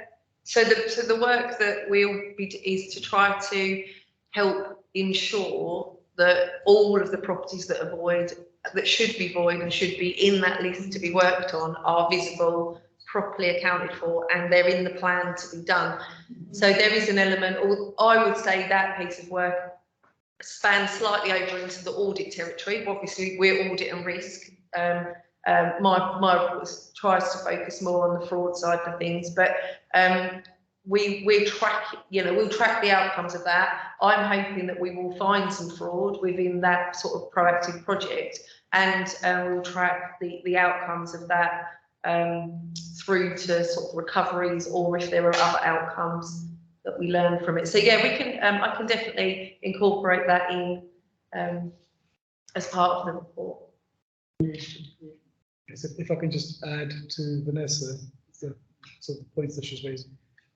It's fair to say that the fraud team is a relatively small team, and the way things are going at the moment, the call on their time is enormous. I could have double the numbers of people. I'm sure Vanessa would love that, and we still have lots and lots of things to do. Specifically, just looking at the points that you raised, one of the things that I'm acutely aware of is that we have a number of properties that have identified as voids that we need to do something about for the organisation. But there are also properties that may be void that haven't actually hit our radar yet. So they're empty for whatever reason or being misused by people that we haven't actually recognized as being such, that if we did, would then become void and then would be part of the system for bringing back. So there was an exercise done about 2 months ago where we data matched council tax records with property records to help identify that. I'm pleased to say that we did, and a list was passed to housing about a month ago for them to go and visit all the properties on that list, I think roughly 50, to see if they could then advance what was actually happening at that property. Because on the face of it, there was something irregular from the data matching exercise that was done. I can bring up an update on that if it's helpful, specifically just looking at what the outcome was from that list and what that looked like. Once housing have done their work, I'm happy to do that for the next meeting. Thank you. Thanks a lot, that's helpful. Anybody else? Just following up, so thank you for the report. I think one of the questions that I would have, and I did raise it during the last meeting, the issue about the capacity of the team. So that I'm very much interested because I understand that it's a huge amount of work, very limited resources. And on 14.5, it mentions that there's an officer that's funded 0.6, well, 60% of their time basically to do part-time working within the team, and housing will continue to fund that, and they're kind of seconded. I think my question is, in an ideal world, you know, there'll be one option where you would say, this isn't really for us, quite frankly, but we think maybe we can support you with a trainee role. So going to HR and saying we think the council should invest in a trainee role, a particular grade that is worthy of this role, training them up, and hopefully supporting them to resource a bit more apprenticeship essentially. Yeah. I only put that point across. I think a number of local authorities, I won't say where, in South London have done this really well to great effect, and it's actually paid back such dividends. And the reason being that they've actually not requested a very high. The job application doesn't look for like a number of really onerous, requirements, but someone that's got some capacity to understand what the internal audit looks like, their risk looks like, great maths as we still tonight, and who can actually put something together basically. So I think my question would be, and there's a challenge to HR, which we're happy with that way, is if you were to be creating that sense of pushing for an apprenticeship in this area or a trainee role, that will then take the role out of the team, second it permanently where it belongs, quite frankly. And then that way you're resourcing and adding as an advisory thing. A bit like HR, you would expect HR to work within children or in adults, but they will give advice and they will second it for a particular project as an employment issue, for example. So I think this kind of element might work quite well. I'll be quite keen to see yourselves really making that argument. Perhaps you should share the, not now. I will share that. I've seen it, and the feedback's been really good. Speak to members in that part, that local authority. Yeah, we should be sharing. I will do that. I'll drop you an email. Great. Thank you. You got my support, basically. If you can't say anything. Yeah, because I think that there are other areas where we know that there is fraud going on, and which we just isn't the capacity to deal with it. Yeah. Like I know, and we all know, that the number of sublettings that are illegal that are happening is huge. Planning isn't, I can't get on top of it. The HMOs are spilling over everywhere. And I spoke to somebody today who there are 6 people living in a 3-bedroom flat, and they've divided up a house. They've divided up the 3 bedrooms in a normal terraced house so that they can let each of them separately into 6 units.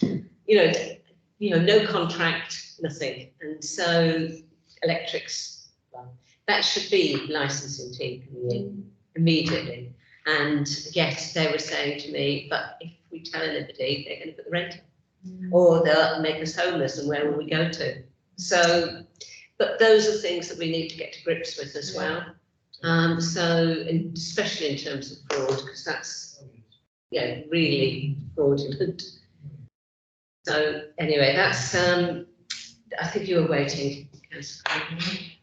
Oh, this is quite heavy, isn't it? Really, really heavy. I mean, where do you start? I mean, do you start in education to try and teach the children not to be fraudulent and scandalous? I mean, it's how do you ever get it under control? I think that is the million-dollar question. There was a report, I mean, if I can digress a little bit, there was a report recently which basically pointed to the fact that for the first time, fraud was higher, there were more frauds than there were other types of criminal activity. Yes. So in the past, that was never the case. So I'm saying it's it. And we all have to be really careful because we are constantly under attack, it feels like, where someone is trying to take advantage of some good nature or a mistake that we may make. I think we have quite a difficult job in trying to just identify all the different sources of fraud. But what we do have is a good network of people that we talk to. And what that allows us to do is proactively seek to understand where the frauds might be happening and then try to devote some resources. So we spoke about essentially blue badge fraud. That is such more than an irritant, such a pain for people who have the need for those spaces but just cannot use them because someone else has just decided to use them. I think I spoke at the last meeting where we had a case, turned out to be an employee of ours who was using a blue badge, or misusing a blue badge. We think he bought this blue badge from someone. It definitely did belong to him, and it parked outside our offices, and we were just using it. It's actually, I mean, it's you know, in that context, it's horrendous that people just feel that they can bypass normal systems and just use this stuff. But that isn't just that area. That applies to practically every aspect of our work. So it could be things like housing, social care, anything really that we offer. As I've mentioned, planning already. It is right up there. But just at schools. the reality for Haringey is fraud, like any other risk, is we protect the council by having good governance, good systems, good processes, and good people, and by having the controls in the right place. And so obviously, I mean, for us, all of everything from the internal audit side, all the developments around risk management, all of the things within the housing improvement programme to strengthen systems, process, data use, that will all make a difference. And that's why our strategy, I think when we refresh it and bring it to you, talks about we want to be able to identify and deal with fraud. And we could have a team twice the size or 3 times the size, but actually, from the head of audit perspective, it's about that prevention and actually deterring fraud, preventing fraud. And that is through systems and process, because people will always try to work and find a new way round. But if we're robust in what we do and we have the right checks and balances at the right time, then it's the minority that get through. And then you pick up a different way, not the majority. And that's what we haven't had. And that's why we've got hundreds of cases, because we haven't been stopping it. We're at the point we should stop it. But we do get a lot of referrals from housing, and temporary accommodation is on the radar actually because they've referred some cases. So when it comes through, management are telling us they've found cases, that means their controls are actually working. Not to prevent it, it's happened, but to see it and to tell us. So yeah, we've been on a journey of this for a while, but I don't think it's all negative. No, and I think just to add to that, Shirley, where we identify fraud and fraudsters, they get the full treatment, in the sense that we will take whatever steps we think are appropriate to get whatever our assets, if it happens to be a house, to get the house back. We will prosecute people if we have to. We will go after any money that they made from that transaction. So we will take full action, and we have. We have had a number of instances where we've taken those steps. The employee I mentioned, we lost him, of course, and we wanted to prosecute him because that's just not right. Yeah, I think we would all agree this is really important, that measures are taken against people who are found to be fraudulent, not least because that becomes the culture of the organisation and other people don't follow suit because they know there are consequences. Just an anecdote, having worked in a number of authorities, sometimes authorities develop programmes and task forces. So it's a whole council approach. So it doesn't, the responsibility doesn't fall solely on the audit and, you know, the board team. So for example, Bullhounds had a beds and sheds, you know, they were concerned about beds and sheds, that's what they call them, people living in back gardens. And they, you know, the planning enforcement team was tasked, and they actually built a big planning enforcement team, and they actually targeted it. There was publicity around it in the local press and the council's own newsletter. And they were, so there were prosecutions as well. Housing was one of the first authorities to get a proceeds of crime Act confiscation order, about £200,000 for somebody who was you know, essentially renting out their property unlawfully. It was probably an HMO case, I think that one. You know, so there can be different parts of the council, as you mentioned, licensing as well, who have got powers, including the ability to bring prosecutions when there are breaches of planning control and licensing control as well. And so I think, you know, it's something that the council could look at as a whole. Yeah, I think that would be really positive. I just wanted to say that the bit of fraud that the bit of this report I was interested in is where when we're really losing money through the fraud, and so which was the bit about housing. And what slightly worries me when we talk about the prosecutions is that I think that we might be losing money through, I mean, not that I don't totally support eradicating fraud, and I totally support the attitude that we will have less and less fraud, but it's the idea that we might not have the money to be pushing all these prosecutions that we are, when we do need to get the money from getting the houses back, and as you say, the blue badge thing, and you have small fines that people can pay. But if we pay whopping great amounts to take people to court, we can't afford to. That's what's worrying me. So, Councillor Brendan, if I can reassure you, I've never looked at a budget line where there's been evidence to prosecute someone. If there is evidence to prosecute, money doesn't come into it, I will prosecute them. And it's just as simple as that. What I do is we work with legal team, essentially our legal team, and if we can, we will then issue something called a POCA, proceeds of crime. So basically, if we think that someone, for example, if I can give you an example of an actual case that happened here, where someone was subletting a property, a tenant of ours was subletting a property, we worked out how much money they made from that sublet, took away the fact that they paid a bit of rent, the difference we went after, and it was about 70,000. And we went to court and we asked for the matter to be prosecuted, and we asked for the proceeds of crime. We didn't get the 70,000, but that was a figure we put to the courts. I can't recall how much we got back, but when I'm thinking about a case, for me, the only factor is, do I have the evidence that I need to convince the courts that this prosecution would succeed? If I think it will succeed, then it will go to court.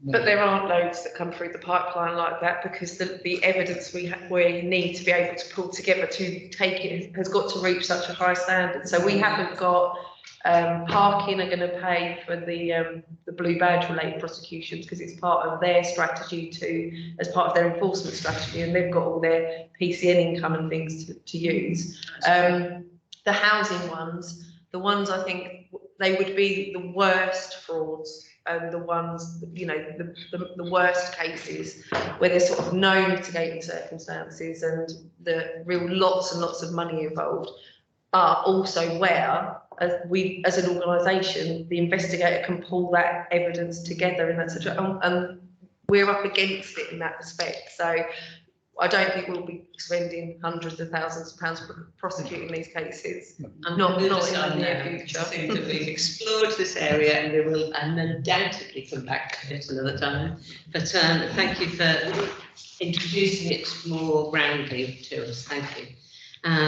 Let's move on to draft statement of accounts, and the lead officer. Thank you. It's you. Is that yourself? Oh yes, that's me. We've left the best for last. Well,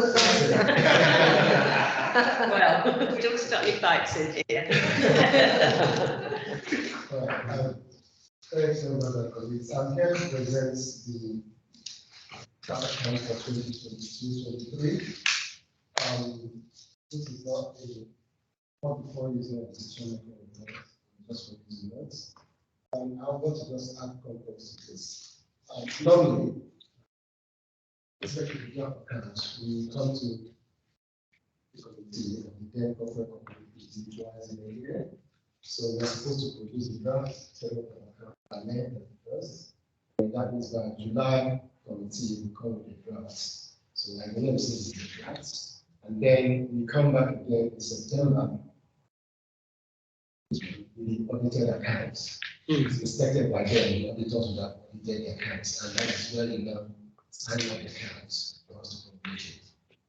But things have happened, not just with Harringay, nationwide issue. So we have about 3 years backlog now. So the last audited accounts for Harringay is 2019-20. We have 2020-21 outstanding, which is ongoing. Hopefully the auditors are going to come back in October to resume that. So we have 2021-22 not touched at all, and then this draft accounts. So this one we are going to the 2022-23 draft accounts. And it's basically made up of 4 sections: the comprehensive income and expenditure statements, the balance sheets, the movement in reserves, and the cash flow. So in this particular account, we also have the supplementary accounts, that's the pension fund accounts, the housing revenue accounts, and the mutual fund accounts. I think the most interesting bit, which I refer to in my report here, the pages I mentioned and the pages shown is the narrative to the statement of accounts. So that is where you have a brief summary of the entire 139 pages documents. There's the performances of the council in a very brief form. And one other thing I want to bring to your attention, which is very key, is the council's general composition. So as at 31st of March 2023, our general fund composition, our general fund balance is 97.2 million compared to 119 million as at this time, March 2022. And the reason behind that is largely because of the reserve we set up during COVID. We got a lot of funding during COVID by the Ministry of Financial Fund and business rates. We knew post-COVID it's going to be difficult to get money. So we set that as a news job to then use it to make up for it. So it was just we knew about it that it would happen. This training, then compounded by the current economic climate. So as moving for that research.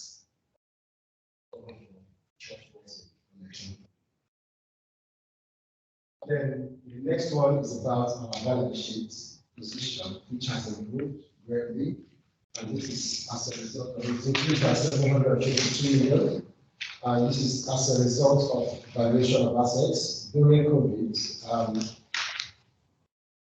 Most of the assets values dropped. But now we've gone beyond COVID. The recent valuation has meant that our assets position now has by 72 million. Outside that, there is nothing in the statement of accounts, I would say, is out of the ordinary from previous years. Everything in this year is something that we expected. No material transactions in the year that required us to disclose separately, because when we have material transactions in the year, we are required to disclose that separately to alert readers about it. Then finally, I want to draw your attention to usually when we publish the draft accounts, once it's published, the period of public inspection starts where the public can ask questions on the draft accounts, raise objections on the draft accounts. That's for 6 weeks or 30 working days. So ending on the 12th of September, and we had a couple of request from members of the public, and we have a few objections to that, which we are dealing with. We usually go directly to the auditors, and then they contact us and present that period has ended on the 12th. So, the queries that we see. So, next step would be for auditors to now audit this account, and then once they complete the audit, we'll come back to you with the final accounts. Very necessary, because what we have here now is just a draft, and bearing in mind that we have 2 other years that hasn't been audited, definitely this draft will change, because there'll be audits that will come up on previous. Even just the opening balances of our fixed assets will have to change because of the years that haven't been audited. So just bear in mind that this is a draft, it's subject to change. And unfortunately, the audit partner, the legal committee, couldn't make it today. But the message he gave me is that they are commencing the audit of 2020-21 from next month. They'll come back and start the hopefully after that they will get the 2021-22. These are all subject to government has a wider plan in terms of backlog of audits.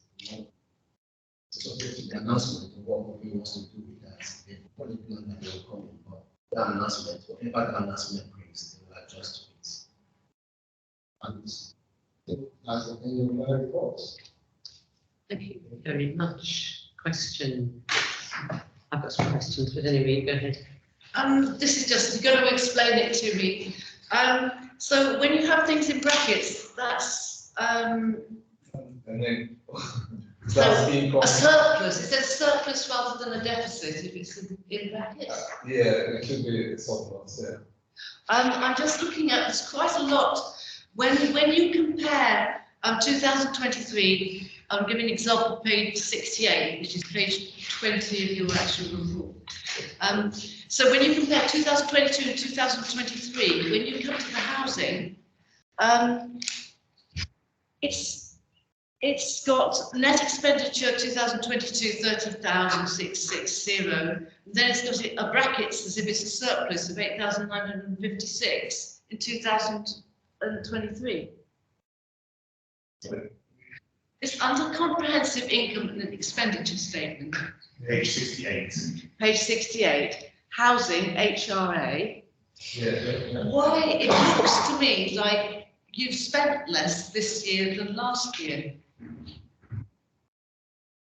And it's all across the housing. There's always, we seem to be almost in profit on housing this year, but spent less last year, and I wondered why.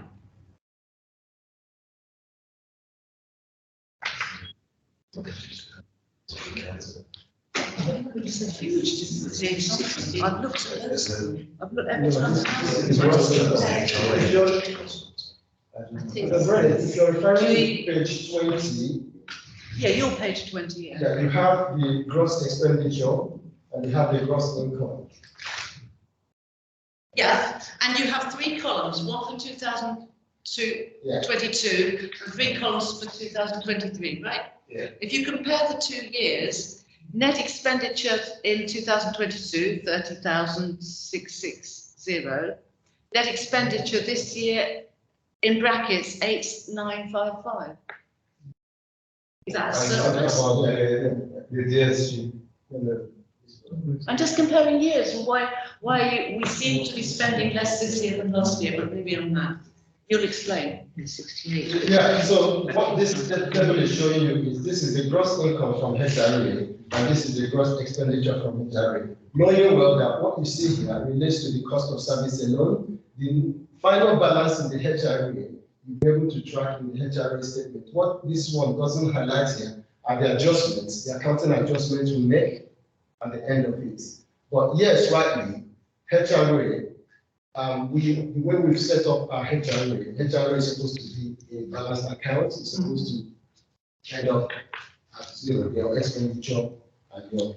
But within that balancing of the account, there's what we call a revenue, what we call surplus in literal terms. So we call a revenue contribution to capital, So what happens is you're expected to generate, even if it's £1 or 2, revenue contribution, which is used to fund your capital program. So funding of HRA capital programs comes from other grants we receive from building new homes, borrowing, and this RCCA is part of this, part of that funding. So you set up your HRA. If your HRA is not able to generate revenue contribution to capital, or what we call surplus in neutral terms, then that means your HRA has a problem.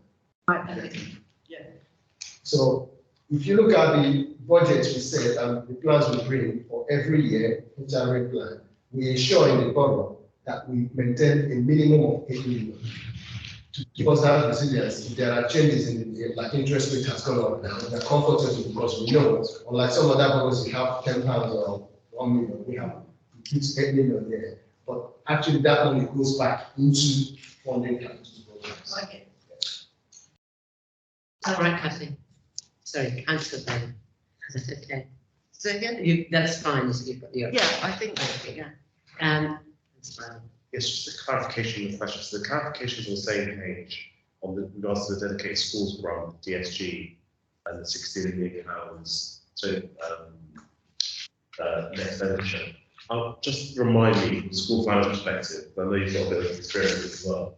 I knew from you the last time there a while ago. Is it a case, is the same principle used for HRA as an envelope where you need to factor in a bit of a slight in-year overspend? Because I know how dedicated school grants, a bit like HRA, it's a separate budget, separate envelope basically, works separately. Is that the same principle as well? It's not, it's an interest Similar principle, should I say? It's an interest account. That's what I was asking, the string fence, yeah. But in terms of what you see here, the net expectation of being a surplus is not the same, it's not set up the same way. Yes. Yeah. Yes. So I think what you have here in this year is as a result of there's what's it called again? Safety valve. Oh, that's explained. The safety valve funding that we got. Yes, that explains. That's what I was thinking. It's quite unusual for DSG to have a very. Yeah, it's the safety valve funding that we got in the year. I think it was around March. Yes, no, you're right. You've reminded me now. So that's what I was trying to query. And the question I had was, it's not in this document actually, but this document refers to bits of it. With regards to reserves in general, the cabinet report that came to cabinet, I think this week or last week, had a line about the reserves of the position of the council being lower than average for the size of the council, and then there was a medium to long-term plan to improve upon it. Is there any chance you can sort of give us an insight as to what that looks like, what that means? That's quite fresh, it's quite a recent report, and similar officers in your team have written a report because we've seen the issue what plans you've got in mind. Yeah, I think you might be referring to the quarter one updates where it mentioned reserve, our reserve being average compared to other boroughs. Lower than average, or the reports of their working I don't have that one here. But what I would say about the reserve is this. If you benchmark us against other boroughs, we are in between. We are not at the top in terms of our reserves are so high, and then we are not at the lower spectrum of reserves.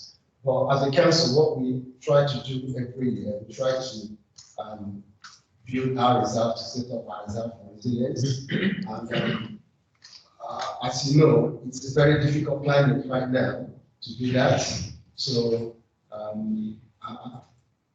like also part of the whole program, we had a budget fortnight program we arranged sometime in July, was actually to look at our position, come up with ideas on how we can mitigate the pressures that we have and ultimately contribute to our reserve, build our reserves. And this is something that's ongoing, being taken through with different service areas and finance supporting the process. But I think we have clarity on where we are in this journey by the time we come to December with the draft budget for 2023-24. But we're doing a lot really to make sure that at least if we cannot build our reserve, we sustain the current reserve we have, because it's been assessed by the current section 151 officer that is adequate for us as a borough, considering our risk and the popularity of our transactions in the economy. I only mentioned because some of the report, again, it's not in this particular report, the report the cabinet was unusually the language was very, very stark. And it goes as far as mentioning that this is quite a pivotal year for the council, and that we've got a culture of persistent overspends, and something must be done to stop that happening. And I think it may not be done, but definitely for another meeting, it'd be good to actually understand what the sexual health officer actually envisages strategy would be, because there's no point saying this unless you can actually speak to what solutions look like. So I'm just a bit concerned about that. So the language goes in there for what the honesty, but I think it's just about getting an idea of what that looks like, what good looks like, where we would like to be, how to get there, that kind of thing going forward. Because we have a very significant year spend generally, but this year in particular. I don't think there's any set level of result when we say, yeah, this is good, because all of us, their circumstances are different. And what I would say is, one thing that we've got going for us as a borough is that we're not a borough that takes risks. Quite alternatives in what we do. So, I mean, in terms of details of what we're doing, those ones will come as part of the papers we're presenting. Draft project in December. There's a lot going on at the moment. It has spoken to by the services. Can I ask a quick? Oh, sorry. No, you can ask. Yeah, okay, thank you. I was just going to ask about the debtors for local taxation and the fact that they'd increased over the year, and we would expect them to continue to increase because of the pressure that everybody is under, and how we can deal with that and manage it better, because that's quite significant, from 5 million to 7.5 million on council tax, and 4 million to 9 million on, oh no, it's 900,000, sorry, those are in 100,000, but the number of shops which are vacant at the moment is very high, and I assume some of them, that's going to have an impact on the rate that we collect. So it's about that whole thing about the pressure of pressure that we're under in terms of financial background and how that's translating into our income. I did mention when I talked about the reason for the drop in the general fund balance, because we have to move on. We set some money aside for collection fund with the business rates. And yes, tax. It's something that we have in the sense that's going to be happening post-COVID. We struggle, then the whole grain commercial came in, the crisis setting. We are aware of it, but I'm not saying that we have prepared for the totality of it. So right now, I know that the debt management team are looking at measures we can use to improve debt collection as a whole going forward. And I think what we have done in this statement is that we've made adequate provision for the debts that we feel that we are likely to collect based on experience, based on our knowledge of our residents, and based on other factors. We've made adequate provision for that going forward. But then there are measures being put in place by the debt management to ensure that we And undoubtedly, we're going to have an increase in inability to collect.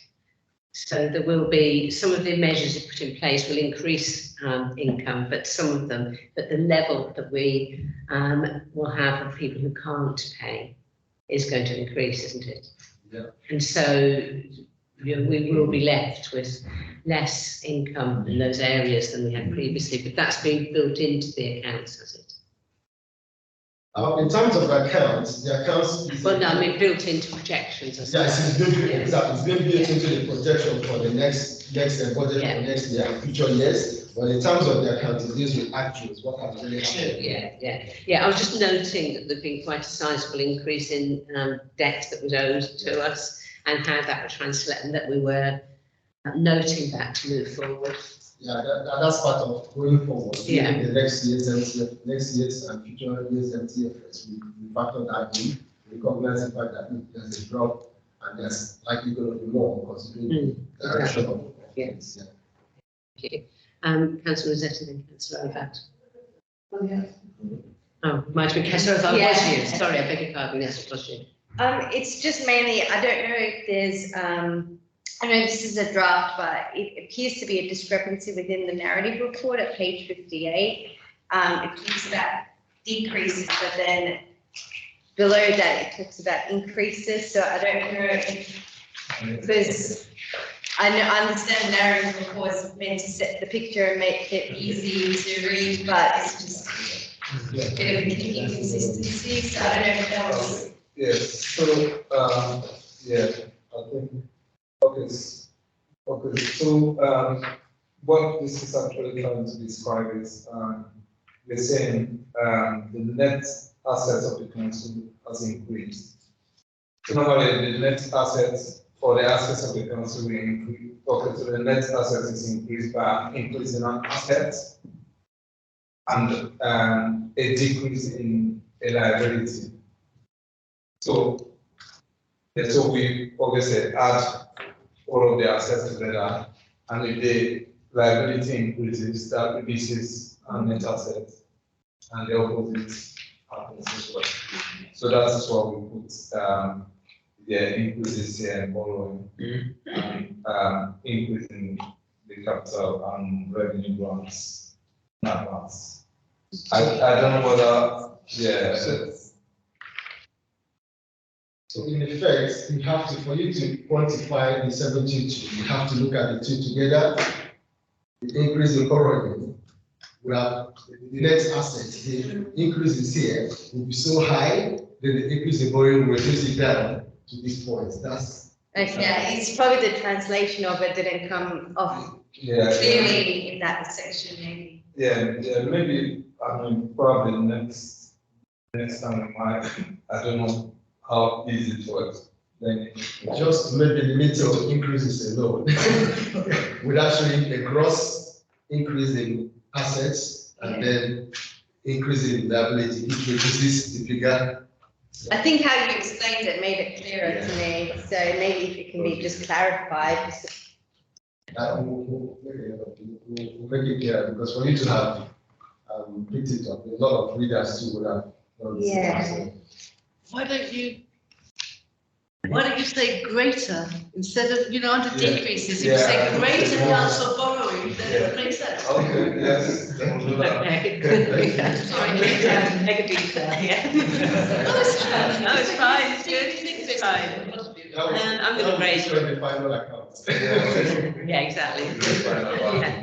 I'm going to raise a mega detail now. So on narrative report on page 6, we have begun to look in more detail at the index of multiple deprivation, and I think the statement that the most deprived areas are more in the east of the borough is correct, but by comparison in the west, a very small proportion fall in the deprived category. That's only in the far west, and so.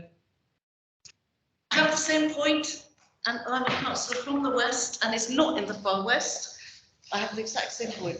Sorry, when it's meant to be far west. No, but I don't know. I'm just raising the point that if you look at the index of multiple deprivation, the index it's produced annually. It's the index of multiple deprivation provides. Who's actually the OCN? Yeah. But this is on page 6. Yeah, it's here at the beginning.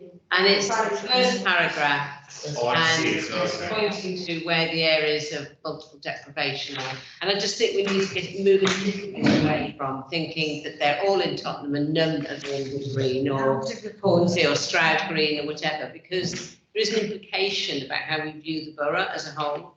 And when we repeat those things, then we forget that some of the areas, particularly around the Wood Green area, are of high multiple deprivation and very similar to other areas in Tottenham. And my point was that I had highlighted that for the same reason that they said deprivation, particularly in the east, And I do know that although I'm councillor for Muswell Hill, I've got hostels of people who've been, I've got people living in horrible conditions who've been moved into hostels in Muswell Hill, and they won't get attention. And they've been moved out of Tottenham into Muswell Hill because they needed special help. They're living in bad conditions and they won't get help if you imagine that they're fine because they're in Muswell Hill. You know, we do have deprivation as well. Can I just come in, Chair, just to say that my understanding of how restrictions have historically been used based on the East Coast Main Line. So anything east, including Wood Green, Barrows Green, the Ladder, as well as Tottenham, has always been historic definition. I'm not saying it's right or wrong, I'm just saying that's how the boroughs have always understood deprivation. And to be fair, I'll just say this because we're Tottenham councillors, I think it's a concentration deprivation. So it's not denying that there's deprivation, definitely Stroud Green, with the high rental sector there, Muswell Hill, Highgate even, lower HMOs, flats, and Alice as well, absolutely. But I think it's about concentration. And that's the point I'm making. Yeah, so I'm agreeing essentially. But That's I think actually the point I'm making about concentration, because that's where that index comes in, because it maps the concentration in different areas of deprivation and maps that on the whole of Haringey. And you can see that, yes, in some areas there is little concentration, although of course we listen to what Councillor Brennan is saying, and in other areas it's high concentration. But the areas in the middle of the borough are very, very similar to each other, whether they fall in what's called the east or the west. So I just think that there's changes as well that are taking place, and sometimes that quickness of talking about east is deprived and west isn't does create difficulties for quite a lot of people. So that's all I'm saying really. It's not a big deal, but it's a big deal for me because I'm in Bounce Green.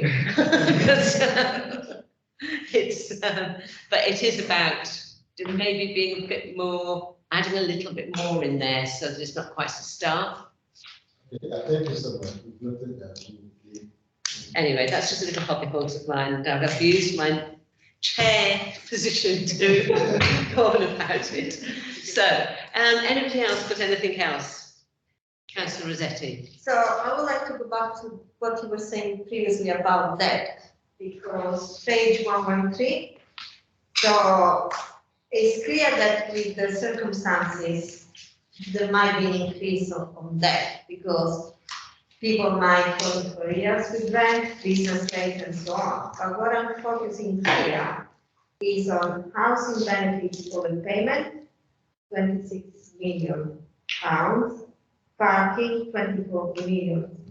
So, especially for the housing benefit payment, overpayment, my understanding this is not debt that we need to collect, and therefore there might be a problem of how we are able or not able to collect that.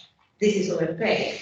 So if I'm not wrong, this is money that we pay that we shouldn't be paying, correct? Obviously, we're not housing benefits experts, so. Sorry? Okay, so in terms of the debt, obviously the overpayments, I think it does arise based on quite a lot of, based on a lot of reasons, but so it is a debt, obviously, in the sense that some people have been overpaid, and the council will collect that money, take it from subsequent payments. I mean, that's my understanding. Yeah, so that's why they are appearing here as a debt, but obviously the provision is acknowledging the fact that it is possible that a lot of this will not be recovered. Yes, and my question is, if this is the case, maybe we should try not to make overpayment in the first place, because that would give us back the £26 million, probably. Or something along, I mean, if the service understands why they're making these overpayments, because clearly they know that there is an understanding that there is overpayments being made, otherwise that figure would not be there. So somehow it is clear something has been added up to make 26 million pounds of repayments. So why is this not stopped making these repayments? You're quite right. The balance you're seeing here is a balance in time, as at the time the account was closed, we pick it up. But we always flag this, there's always a debt report that goes to the service area directors, so they are aware of it. And it's not something we're very close to, but I'm very sure they can't just be aware of it and just ignore it. They are doing something about it to make sure they work on whatever is, whether it's an error in payment or whether it's a system. They are working on it to make sure that every service area is actually being taxed as part of the audit fortnight we are doing to actually use the pressure, financial pressure the council is forecasting has been tasked to look at every aspect of their services and activities, including debts. So I'm very sure they're looking at that area. But if you want us to come back to you in terms of what are they doing about this, then we can go get that information and I'll send them an email. Councillor Rossetti, is that what you'd like? Yeah. Yeah, if that's possible, then thank you. Thank you. I was just thinking that from my understanding, that's how housing benefit works. It works in arrears.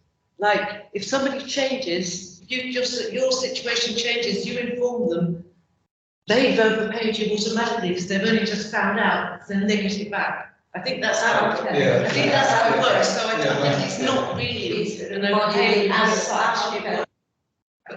You'll find That's even more Yeah, important I to think the clarify. service is a better place to provide. Let's ask the question and come back with something so that we're satisfying. And it might be they come back with what you're saying, Katie Brennan, in which case there might be a job there for you if you want. Okay, that's any other questions, anything else on the draft statement? Thank you very much indeed for bringing those to us, and thank you, councillors, for all your useful questions. So we note the content of the report and the appended draft statement. Any new items of urgent business? Okay, so we've got the date of the next meeting. Before we finished, we said that we would look to see what we were going to bring to the next meeting. And we know that we've got housing as quite a major item because we've invited them to come along and given them a whole list of things that we'd like some assurances on. We've also now looked at procurement, at the leisure services update, and just looking, there was something else, wasn't there? What it was? The capital, was there something about the capital model? Just make a list of it by any chance. There was procurement definitely, and there was, oh I know, Wasn't the right to buy issue? the right to buy issue, yeah. Temporary accommodation, it was temporary accommodation, wasn't it?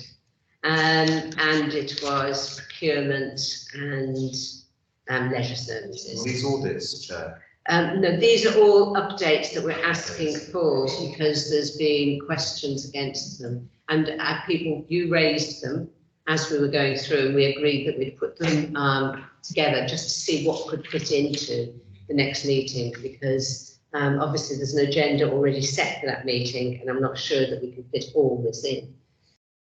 So, Nesh, what's your comment? You had property come in, not just housing. Capital model, capital. Property and housing next time.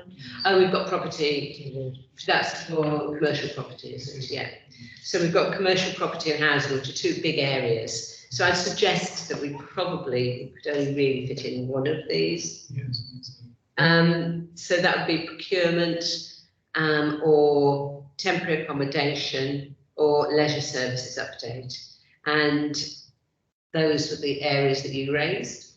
So does anybody have a view? I'll personally kick back the leisure side of things, only because of the recent developments. Yeah. And it might be that fruitful in the level. At the moment. So it might be useful in February, for example, because then by then there's been a significant time into the decision. I think that's a very good point. Do people agree with that? Yes. Okay, so then we're back to temporary accommodation and procurement as the two areas. Let's choose one, because we don't want to put too much pressure on everybody at the time, at the next meeting. I would go for temporary accommodation if everybody's satisfied with that, yeah? Okay, so that means next time we're looking at commercial property, housing and temporary accommodation. That's quite a big task, but we will be, we'll be focused and ready to go. Okay, thank you very much indeed, everybody, and thank you particularly to